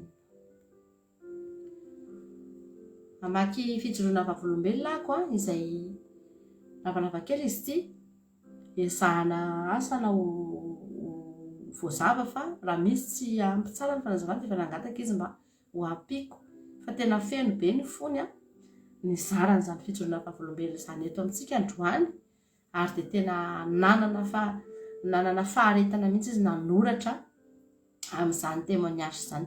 Anonyme moa izy ity, tsy fantatritsika ny anarany, izay mahatonga izy natao soratra satria misy ny secret foana mijanona ny anaran'ny olona, fa kosa ny voninahitr'Andriamanitra dia aseho antsika ary asandratritsika hoeniny devoly ary indrindra amezantsika voninahitra an'Andriamanitra. Fanomezam-boninahitra an'Andriamanitra tahiny tompo pasteur Mivady, mankasitraka indrindra pasteur Mivady amin'ny fanomezana sehatra fahako manandratra ny voninahitr'Andriamanitra. Toka ambambany aloha ny zava-maneno fa tsika mihaino tsara. Raha nangataka vavaka teto hatramin'izay mba hita asa sady mba afaka hikarakara ny zanako, za moa mbola manana zanaka kely tena mbola mila maman indrindra talohan'ny Paka, dia rehefa nanatrika ny fankalazana ny Paska dia deraina Jesosy fa nomeny azy hetahitako izany. Alleluia. Ary ny manaraka ny asany izany avy avero kely aloha nangataka asa izy io efa ela, ary io asa nangatany io dia asa mba hahafahany a mikarakara an'ilay zanany satria lavitra an'ilay zanany izy io no miasa zany. Dia lasa tsy mahita an'ilay zanany mihitsy izy fa tena tsy indraindray kely vao mba miona amin'izany nefa ilay zaza tena mbola kely mila ny mamany. Dia tokony ho sarotra be azavaiko ny ampandehanana ilay izy, tokony ho sarotra be mihitsy ny ahitany olona io asa any amin'izany toerana izany satria toerana tena sady lavitra ny tanàna kely no ny toerana misy azy tena tsy mbola tokony hahafahany mihitsy a mahita asa any.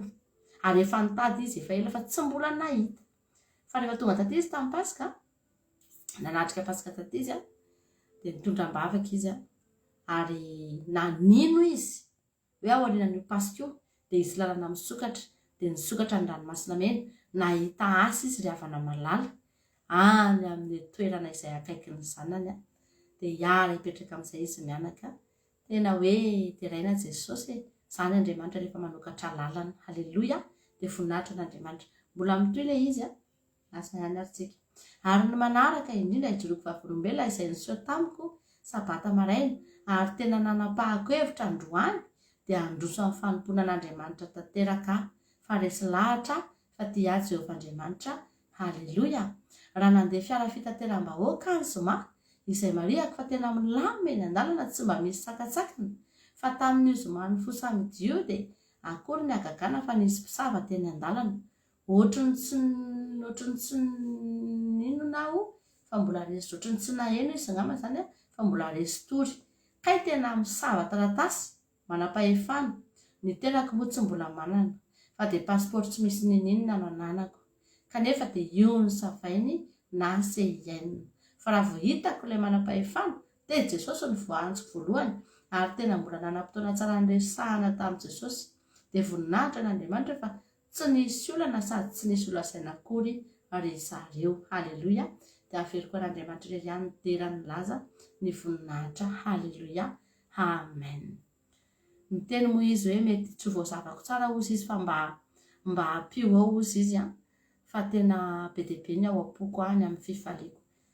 Io olona io dia arak'izany tenin'izany tsy mbola manana taratasy izy eto Frantsa ary izao ny teny izao mba teniny tamiko rehefa nitantarany io zavatra io izy a io fijoroana vavolombelona io dia izao ny zavatra niteneniny hoe za ozy izy raha tamin'izaho taloha ozy izy nisy an'iny zavatra iny dia ngamba ozy izy efa tsy fantatro tsony a izay zavatra nataoko na zavatra nahazo ahy fa tena natahotra be aho ozy izy raha za taloha fa amin'izao za ozy izy rehefa niditra ry zareo rehefa mpitandro filaminana dia vao nahita fotsiny aho hoe isava tonga dia Jesosy ny natsoko dia mahavariana fa dia tena nosavaina izy fa tsy hoe tsy nisavaina zany tsara azavaiko tsara nosavaina mihitsy izy fa zao pasiporo ny teny aminy tsisy ninonina pasiporo milaza fotsiny hoe io ny anarany dia io izy dia io ny sariny fa tsisy ninonina mihitsy milaza momba azy eto an-davy a izany pasiporo izany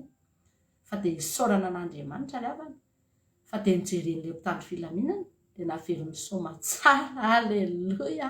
Naveriny soma tsara tsisy fitenenana tsisy ninina dia mitovy tamin'ny olona rehetra nanana ny rehetrarehetra izy tao anatin'ilay fiara fitaterana. Izany natao hoe voninahitran'Andriamanitra miseho ry havana malala ty atsika Andriamanitra. Tsika dia tsy ny situation atsika no mamaritra ny fiainantsika na mamaritra ny fiadanantsika na ny fomba an'Andriamanitra atsika fa ny tany angely avana dia an'Andriamanitra angely avana ty tany ty ny tany angely Jehovah nanao an'ity fa nga hoe la Frantsa dia an'ny frantsay dia ahoana fa any Jehovah ny tany izay rehetra eo aminy. Haleloia. Any Jehovah io izy ny mbola manana fahefana amin'io ary zay naiza toerana misy anao dia fantaro fa an'Andriamanitra io tany itsahanao io. Haleloia. Ary izay ny antsika ny finoantsika ka ninona zavatra ny olona afaka mametraka lalàna any amin'ny firenena misy azy fa atao ahoana moa rehefa tonga any amin'ny tany ny venao any ny itondran'Andriamanitra anao ry havana malala any Jehovah io ny tany a zay rehetra eo aminy ary naneo ny voninahiny Andriamanitra dia tsy neonina mihitsy moa izy fa dia tena ny joro vavolombelona ary nanosika be azy androso ara-panahy izany valombavaka izany. Nareo ihany koa mba manao voatra izany. Nareo rehefa mahazo valombavaka dia mba voatosika hanompo an'Andriamanitra fa tsy hoe tonga dia vao maika tsy hita dia mitsoaka.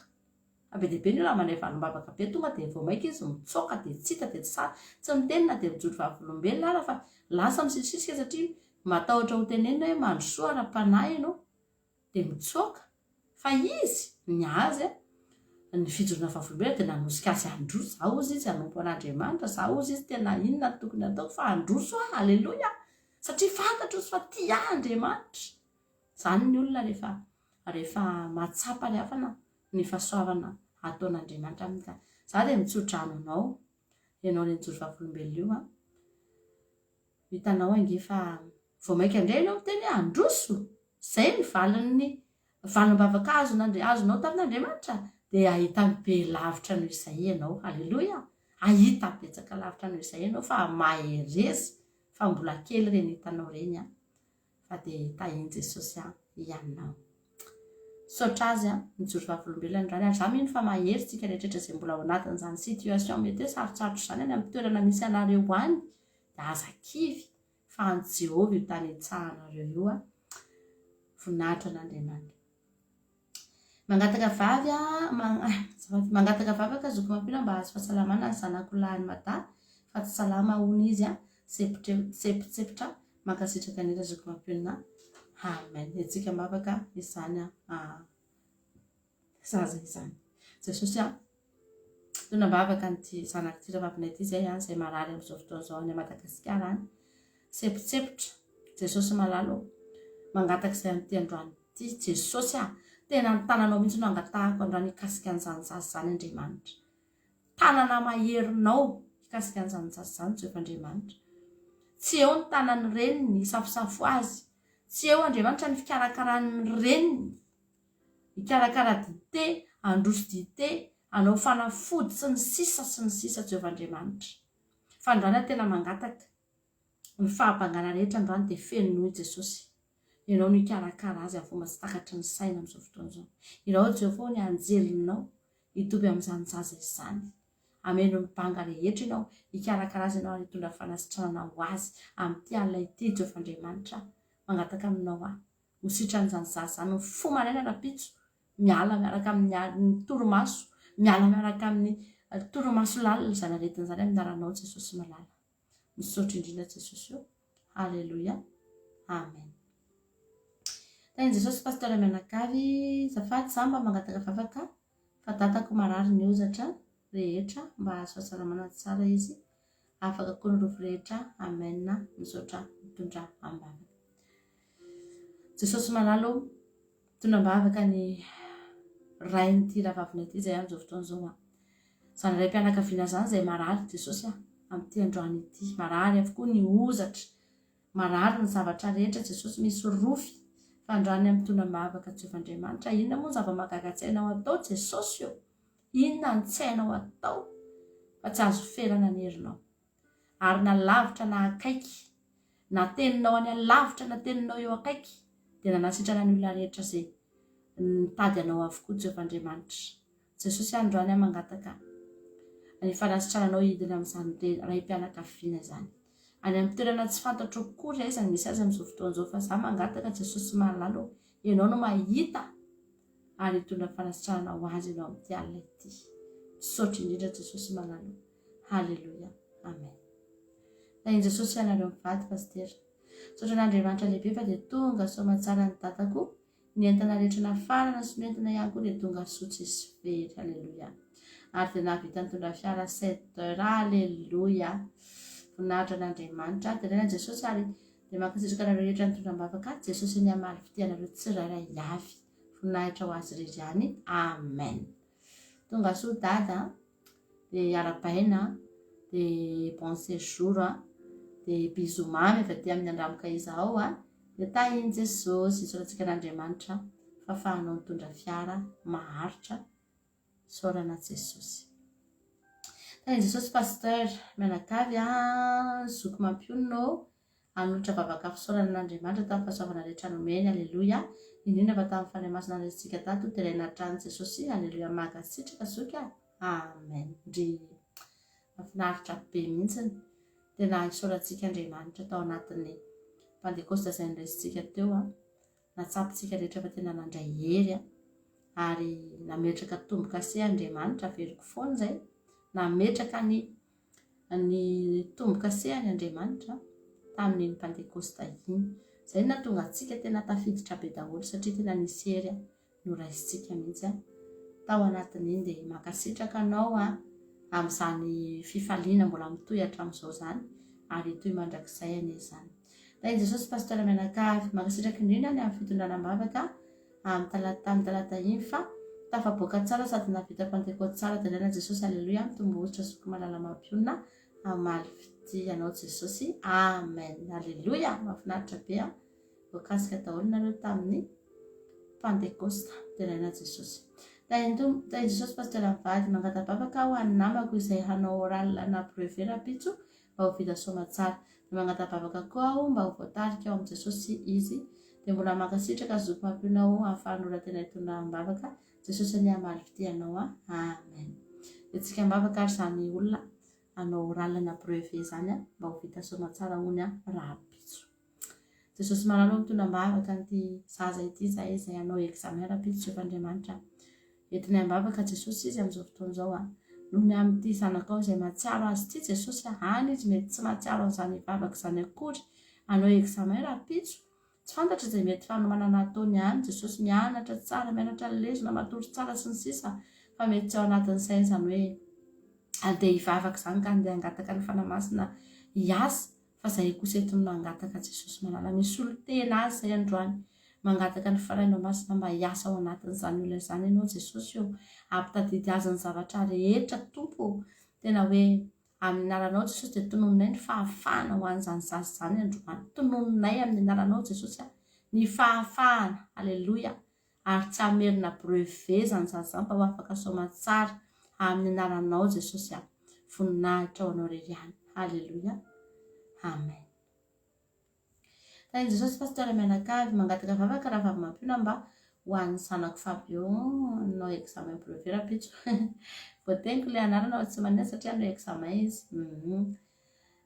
Mba ny zavatra ny anarany no tafidy trano mankasitraka trano raha vavy malala tain'i Jesosy hoe mavitasoa Fabio mavitasoa amin'izany brevet zany dia ho tahina Andriamanitra ny ianao. Hivavakantsika amin'izao fotoana izao Jesosy mivavaka izay voan'ny Fabio amin'izao fotoana izao izay hoe hanao brevet rapitso Jesosy malala.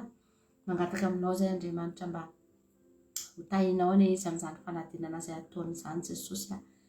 Ianao no hanome saina azy, ampitadidy azy ny zavatra rehetra ary tena hoe ianao no andamina hatrany amin'ny sujet rehetra any Andriamanitra. Ahita fitihatra any amin'ny prof rehetra any hatrany amin'ny zavatra rehetra ataony any Jesosy dia ianao anie no hiasa ao anatin'izany Andriamanitra. Omeo saina tony izy, omeo fo milamina tsara izy hiatrika an'izany fanadinana izany ary dia saina malady no entiny miatrika an'izany Jesosy. Tafiditra amin'ny zavatra ny anarany tokoa anie Andriamanitra araka ny fanirianireny ny fanadinana izay ho tonga any ary dia ho afaka soma tsara izy ho fifaliana ho an'ny fianakaviana ary ho voninahitra ny anaranao ihany koa. Saotra indrindra Jesosy malalo, voninahitra ny ho anao reriany. Amen. Narava zoky mampiona tahin'i Jesosy. Ny ampisaorana nataoko misaotra n'Andriamanitra no fitantanana sy ny fitahiny hatramin'izay ka hatramin'izao. Misaotra azy ihany koa fa tena efa salama tsara mihitsy amin'izao. Tena lehibe ny fitiavany sy ny famindram-pony. Dia voninahitra teo an'Andriamanitra irery ihany dia lazalaza natolotro azy. Misaotra Jesosy malala tahin'i Jesosy dia misaotra zoky. Aleluia. Mahafinaritra be izany dia arapaina sitra lasoma tsara ianao tahin'Andriamanitra dia sy voninahitra veritsika ho an'Andriamanitra irery ihany fa maneho ny voninahiny aminao izy tianao izy dia tahin'i Jesosy ianao.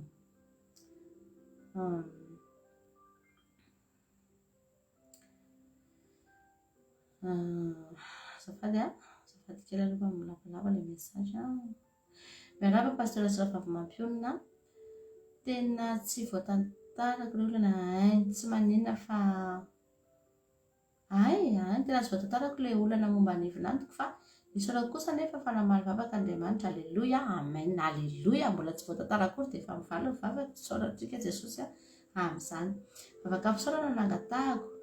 Fa ivinandiko tokony ho anydahako. Afaka fisaorana no angatahako. Fa ivinandiko tokony ho anydahako raha pitso dia nanana fikasana tena feno ozina sy fampisoamasoandro ny valosady ny vavaka fa pozitif izy dia afaka ny ainga ho anydahako. Demain, alléluia, tonga soma tsara ny izy. Tonga soma tsara ny izy, alléluia. Mangataka ho an'ny tirafozako ty fa ilay zobavy koa dia tsy manome sakafo azo intsony ato fa hoe miandry ny fahafatesany sisa. Koa raha tsy maintsy maty ihany dia mbo vita fihavanana tsisy fahasarotana izany. Mangataka vavaka ho anazy. Olona andrasana ho faty ve tompoko mbola mahavita amikohaka sy ny hevina azafady. Mangataka vavaka ho ahy aho sy ilay zobavy fa mifamaly be izay tandroany ka samy milongolongo fotsiny ato an-trano hitambaran'izy mivady aho. Mankasitraka feno ravavy, mankasitraka feno mitafitafo anareo menakavy kely, mpitombozotra hatrany anareo. Amen. Halleluia. Mampalahelo kely anahy mihitsy ange izany zavatra izany. Ahereza ianao raha vavy malalana. Ahereza ianao fa hoy ny tenin'Andriamanitra hoe Andriamanitra dia tsy mampitondra izay tsy zaka fa izy ihany no manome hery antsika ahazakatsika an'izay zavatra rehetra mitranga eo. Dia ianao mahereza, zakanao io matotonga eo aminao. Halleluia. Ary ianao rery no mahazakany eo. Ianao no mahavita mitondra an'izao zavatra. Nareo manana olonareo dia zakanareo io matotonga eo. Aza miteny hoe tena tsy vitako ty Andriamanitra tsy zaka fa vitanareo io. Halleluia. Tena miankina tsara amin'ny kapasité anareo mihitsy io zavatra mitranga io. Fazakivy dia tsika mbavaka ianao. Voalohany indrindra aloha tena mbavaka ianao hanana hery satria izay tena rera tena hoe mila hery be ilay zavatra ataonao. Dia faharoa antsika mbavaka ianao mba hosoran'Andriamanitra, ho tafian'Andriamanitra ny voninahiny ka tena hoe tsy ho azo kitikitiana ho anak'Andriamason'Andriamanitra ianao ary dia ampatahotra ny olona na nisy ratsy ianao satria ianao zanak'Andriamanitra fa ao ambadika izany ravavy mandrosoa ara-panahy ianao. Izany ny toro-hevitra koa aminareo ilay mandalo ady ianao izay tonga eto mandrosoa ara-panahy fa ilain'Andriamanitra ianao io dia midira lalindalina kokoa fa aty ianao Jesosy. Hivavaka aritsika amin'izao fotoana izao. Jesosy eo mitondra mbavaka ny tiravavina ity izay amin'izao fotoana izao tsy efa Andriamanitra izay mila hery Jesosy ny zavatra hatrehany tena hoe mila hery mbatana, hery saina fa indrindrindrindra hery mpanahy ihany koa hiatrehana ny zavatra rehetra izay iainany amin'izao fotoana izao. Jesosy hoe mangataka aminao ahako tena hoe ianao Jesosy malala hiasa ao anatin'ny tiravavina ity. Angatahako Andriamanitra ny herinao androany tena hikorinany anatin'ny vatany amin'izao zavatra ataony izao Andriamanitra. Hitanao ny fikerezany aina, hitanao Jesosy ny sakrifisy ataony, hitanao Andriamanitra ny asa izay ataony noho ny fitiavany ary ianao mahita an'izany. Mandinika ny fo, mamantatra ny fo ianao, fantatra ao avokoa ny zavatra rehetra Jesosy. Angatahako ny herinao tena hirotsaka ao aminy. Jesosy malalo mivavaka amin'izao fotoana izao mba horakofanao ny voninahitra ao an'izany ravavina izany. Indraindray mahafinaritra ny olona ny manisy ratsy miteny zavatra mandratra sy ny sisa Jesosy malala. Fa androany mangataka ny hositra avy aminao hirotsaka ao aminy. Voninahitra ao mihitsy no atafinao azy ary ampatahotra ny olona nisy ratsy an'izany ravavy izany satria olona zanak'Andriamanitra. Halleluia. Tsy azo atao ninninina fa anak'Andriamason'Andriamanitra izany olona izany amin'ny anaranao Jesosy. Amin'ny anaranao Jesosy no angatahako an'izany androany. Tena hoe hosoranao izy. Vao hijery azy fotsiny ny olona dia matahotra ny anisy ratsy azy, matahotra hiteny mahery azy satria zanak'Andriamanitra no manoloana an'izany olona izany. Misaotra indrindra Jesosy. Voninahitra dia atolotra aminao irery ihany. Ianao ny ampandresy azy ao anatin'izao ady izao amin'ny fomba rehetra tsy takatry ny saina. Izay tsy mahafantatra inona no mety hitondranao azy fa izay fotsiny ny fantatra eto izao. Manana fandresena homaninao azy ianao. Misaotra Jesosy. Halleluia. Amen. Misy fanontaniana petra moa teo dia afaka mamaly daholo tsika rehetrarehetra hoe olona efa olona efa andrasana ho faty ve tompoko kosa izy mbola mahavita mikohaka sy mihevina azafady dia samy tsika rehetra mamaly afaka mamaly tsika dia hitany eo hoe mbola mahavita mikohaka sy mihevina ve le olona handrasanao faty ohatran'ny mahavita ihany ve mahavita ohatran'ny mahavita ohatran'ny sa ahoana ray olona ohatran'ny mbola mahavita mikohaka sy mihevina e zay aloha mba fahalalako eny ary tahian Jesosy pastora mivady mangataka vavaka ho an'ny zanako vavy fa hiatrika fanadinana ara-panatanjahantena baka ato maromaro mihitsy ny fanadinana hatrehany Jesosy any an'olotsaina mankasitraka zaty misaotra ilay vavy mampiona tahian Jesosy hatrany mahavita ho tena mahavita mbola mikohaka sy mihevina reny mihitsy ary izy ohatrany hoe manarena tsikelikely izy rehefa ohatrany iny ohatrany hoe efa miala le aina zay mba fahalalako azy fa dia tsy haiko arakaraka le olona hony mahavita ozy izy zokoselina mahavita ozy zikalany ye ohatrany hoe efa manarena tsikelikely no fahalalako azy amin'izy mihevina sy mikohaka be reny sy le mitsakoahana ohatrany eny ary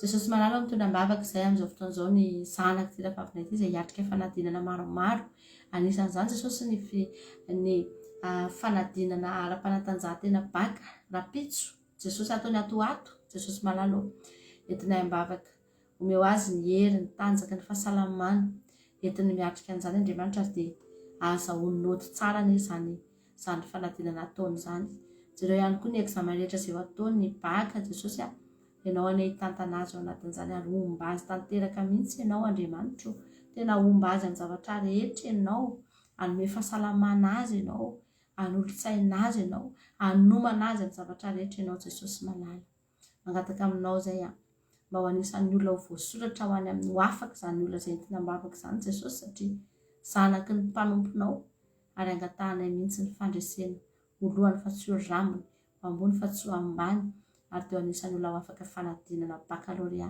amin'ity taona ity saotra indrindra Jesosy amen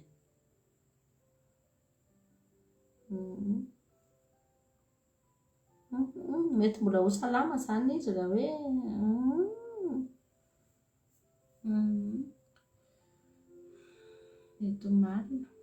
mety marina izay tena tsy fantatro mihitsy fa dia arakaraka le olona tokoa ny angambany tahian Jesosy pastora zoko mampiona zaho itsy vavolombelona sady isotra an'Andriamanitra tamin'ny sorehetra nataony teo amin'ny fiainanay androany zana nandeha bus dia tsy tadidiko hoe lany ny karta dia rehefa tonga tao anaty bus za dia nivavaka Jesosy asa tao misy misava ho ahy kanjo rehefa tonga teny amin'ny areny niala andreo contrôleur andeha hisava dia mivavaka za fa isaorana Jesosy fa tsy nosavainy fa navelandreo nandeha fotsiny halleluia voninahitra an'Andriamanitra rery any amen tsika ho manana mpiaro araka amintsika ny anjelin'i Jehova tonga dia mamily ny lalana sy ny sain'ny contrôleur hoe tsy mahazo savainy ireo halleluia dia tsy voasava saotra an'Andriamanitra tsika amin'izany voninahitra ho azy rery any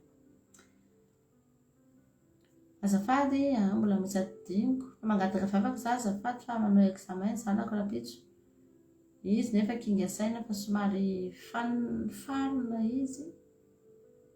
farina izy an-dakilasy amin'ny kamarady sady mangataka vavaka koa mba tsy hiasa sabata mankasitraka zoko mampiona fitondram-bavaka maripy teo anareo mianakavy halleluia amen ianareo le vao mitady asa reo nareo le vao mitady asa reo dia raha manana patron nareo dia tonga dia nareo mametraka hoe za tsy asa sabata hoe mbola eny fijoroana vavolombelona momba an'izay nareo oriana kely fa tsy teneniko eto ilay izy aleo izy tompony no hiteny an'izay fa ianareo no mametra ianareo vao mitady asa zany teneniko fa raha nareo efa nahita asa efa teo aloha efa tsy mipetraka hatramin'ny voalohany izy fa fitondranam-bavaka ny ilaina mba tsy asa sabata fa nareo zany nazao nareo vao mitady asa dia nareo no mametraka hoe za tompoko dia tsy niasa rehefa sabotsy dia eo amin'izay nareo miankina amin'Andriamanitra dia ampahitan'Andriamanitra asa tsy asa sabotsy nareo fa tsy hoe manaiky nareo any amin'le patron dia avy eo amin'izay nareo entina ambavaka mba tsy asa sabotsy ka nareo efa tsy nametraka hatramin'ny voalohany fa raha tamin'ny voalohany nareo mbola tsy nalala dia tsy maninona fa entina ambavaka zay zany zay atao fa hitanareo nge fa izy témoignage-n'izay ho eo dia ho hitanareo zany hoe ohatra ny ahoana rehefa ianao zany no mametraka halleloia hoe tsy asa sabata dia misy valosoa ambadika zany fa maherezy zay natao hoe fijoroana oso andolahy marina mihitsy zany zay mihitsy natao hoe fijoroana mialohan'ny hidiranao tonga ianao dia miteny hoe za tsy asa sabotsy fa za mivavaka fa tena voamaika ohatry miteny amin'le olona hoe ray soa hiasa halleloia tsy voaray tsy voa anankiray zany fa be dia be mihitsy nefa fijoroana vavolombelona fa maherezy nareo aza matahotra zany fa tsika olona manompo an'Andriamanitra dia mila mahery halleloia mila mijoro halleloia afaka aritsika amin'izao fotoana izao Jesosy any tona mavaka anyty rahavavina ity zay Jesosy any zay mangataka izy amin'izao fotoana izao fa hanao examen koa ny zanany Jesosy entiny ambavaka mba tahinao ane izy amin'izany fanantenana izay ataony zany entiny ambavaka mba tena hoe ho zaza ho afahanao any amin'izany salle d'examen zany Jesosy misy fotoana hoe varimbariny izy ny ampianarana tompo mangataka aminao zay androany raha nisy zavatra mba tafiditra tao anatin'ny sainy Jesosy malala tsy nahavariana azy dia angatahako mba ho ireny mihitsy no tafavoaka ny anatin'ny examen noho ny amin'ity mpanomponao ity izay mangataka amin'izao fotoana izao dia tonononay ny fahafahana ho an'izany zaza zany Jehovandriamanitra tsy anisan'ny olona tsy ho afaka fa anisan'ny olona tena hifaliany miankohona ny ray aman-dreniny fa ho afaka soamantsara amin'ny anaranao Jesosy malalo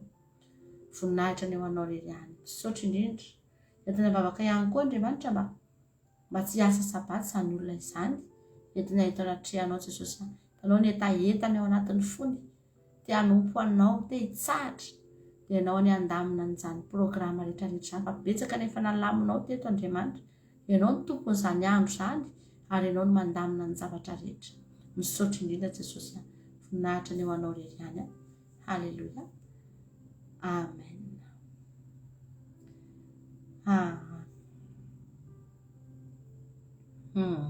eny zay ny fangataham-bavakantsika androany dia manana finoana ianareo rehetra izay nentina mbavaka tamin'ity androany ity fa mandray valim-bavaka nareo Jesosy ny hitahanareo rehetrarehetra halleloia ampahery anareo ihany koa maromaro nareo mandalo ady za mandinika hoe tena efa miditra ao anatina tena fahoriam-be tsika ary ny zavatra rehetra tena manapitra tablo mihitsy ny devoly amin'izao fotoana izao manatitra ady any amin'ny olona ary io tsy tsika rery tsy ny kristianina rery nareo zany azakivy hoe tena zay rery ve tena mandalo soa zay mavavaka ny olona rehetra mandalo ady mafy dolo zao fa ny tombony atsika dia zao Jesosy efa niteny fa eto ahitantsika fahoriana dia manapitra tablo ny devoly manatitra fahoriana fa Andriamanitra koa ry havana malala amin'izao tena mampiseho ny heriny ary zay ny tsy azontsika adinoana indray tsika hitantsika be mihitsy ilay devoly manatitra fahoriana tena hitantsika be ilay fahoriana sy ilay ady fa indraindray mitady ho takona amintsika Andriamanitra izay tena hoe maneho ny voninahiny eo amin'ny fiainantsika fa zavela ho takona aty ianao Jesosy ary mbola voninahim-pandresanao izy saotranao zay Jesosy malala ny amin'ny fotoana izay nafahanay niaraka teto androany nisorana ianao nanomboka tany amin'ny fanombohan'ny fotoana mandrapatonga ty amin'ny fifaranany fitondrana mbavaka Jesosy ianao niaraka taminay teto misaotra ny amin'ny fanatrehanao ny teninao zay nampahery anay Andriamanitra misaotra anao zahay Jesosy malala voninahitra ny eo anao rery ihany ankehitriny dia mivavaka ho andray tolona rehetrarehetra izay tonga teto reto androany betsaka tamin'izao tsy nangata-bavaka fa Jesosy malalo angamo dia miandry anay angataka ianao vao hitany fiainanay tompo hitanao ingeny fatongavan'izy ireo eto hoe Jesosy araka niranay teo hoe ianao no tiako hitoetra ao anatiko tsy ny fiadananao ihany tsy ny fitahinao ihany fa ianao mihitsy ny tianay anjaka ny anatin'ny fiainanay manontolo ary zany mampitonga anay miaritra eto na dia fahalala tahaka an'izao satria tianay anjakanao mihitsy ny momba anay rehetra Jesosy io hatray anatinay lalina ny fiainanay rehetra misaotranao zahay fiainana anjakanao zany Jesosy tsisy atahorana no avinay. Raha misy mba fanirinay efa hitanao angereny Jesosy, ianao no mahafantatra izay mahasoanay ary apetraka eo am-pelantananao foana. Izay mahasoanay dia fantatra efa tsy ianao mihitsy no hisalasalaka hanome anay izay mba mety aminay Andriamanitra. Fa matoky anao fotsiny izay, dia matoky ny fitantananao fotsiny izay dia tianao izay dia miaraka aminao izay dia maminay ianao. Misaotra Jesosy malalo. Ireo koa ny firenenay amin'izao fotoan'izao izay miatrika aty mafy Andriamanitra, betsaka ny mitomany sy mitaraina, mitaitaina ny vahoaka Jesosy malalo, ny fanafiana isan'andro isan'andro, fanafiana jiolahy, famonon'olona, ny alatr'olona. Jesosy io manjaka ao ny ratsy rehetra tonga ao amin'ny firenenay, na fisolokiana, na fitiavam-bolana, rehetrarehetra, na fitsangatsanganana inona Jesosy malalo, manjaka zaka ao mihitsy ny devoly amin'izao fotoan'izao ary mandripandripaka. Fa Jesosy malalo, mangataka aminao zahay, ampitodio aminao ny malagasy, ataovy mahatonga sainany malagasy Jesosy zavatra mitrango izao mba tena hitodiany aminao, hitadiavany anao Andriamanitra. Fa manonona ny anananao daholo ange izy ireo Jesosy, manonona anao daholo ange ny malagasy Jesosy, fa tsy mety tonga sainao fa maninona ny tsy misy fiarovanao ny firenena, maninona ny mbola voatafika ihany, mbola tonga ihany ny mpangalatr'olona, mbola lasan'ny olona, kidnapen'ny olona ihany nefa mba mivavaka. Tompo malalo, mangataka aminao androany, hitodian'ireo malagasy ireo aminao Jesosy, hibebahany marina tokoa Jehovah Andriamanitra, afantarany fa mila miala amin'ny ratsy fanao ange rehefa manaradianao, mila manompo anao sy manao ny sitraponao ange dia arovanao Andriamanitra.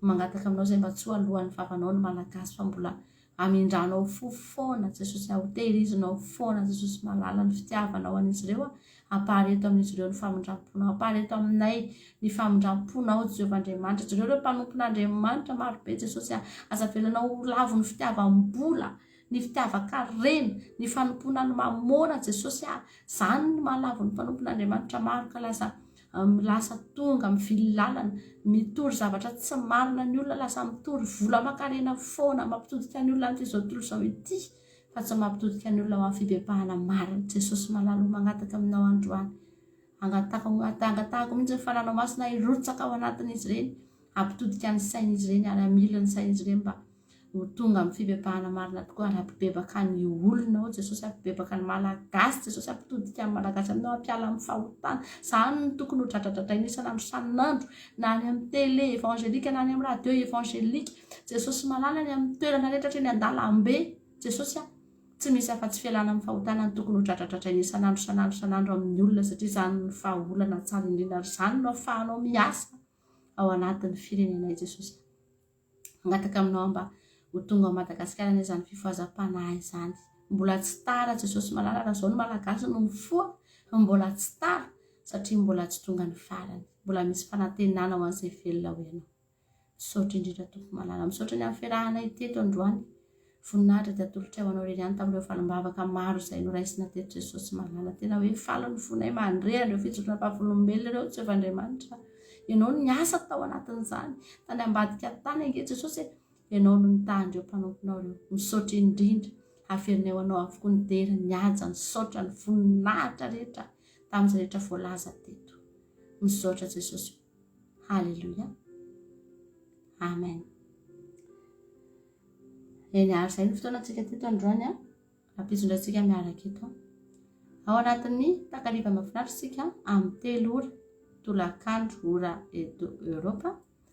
Miaraka eto kosa isika ao anatin'ny vavaka fiambinana rapitsoalina, dia samy hitahin'Andriamanitra daholo tsika rehetra aki radio12345.com, afa-tsika miaraka foana isan'andro 7 efatra amby roapolo ora amin'ny 4 izay hainonitsika hirahira tenin'Andriamanitra, fampahirezana sy ny sisa, dia samy mahery isika mianakavy. Misaotra isika rehetra nahatra teto hatramin'ny farany. Andriamanitra ny hamaly fitianareo, tsy rairay avy izay tokantrano isam-batan'olona, samy mahery tahin'i Jesosy taontsika rehetrarehetra. Halleluja. Amen.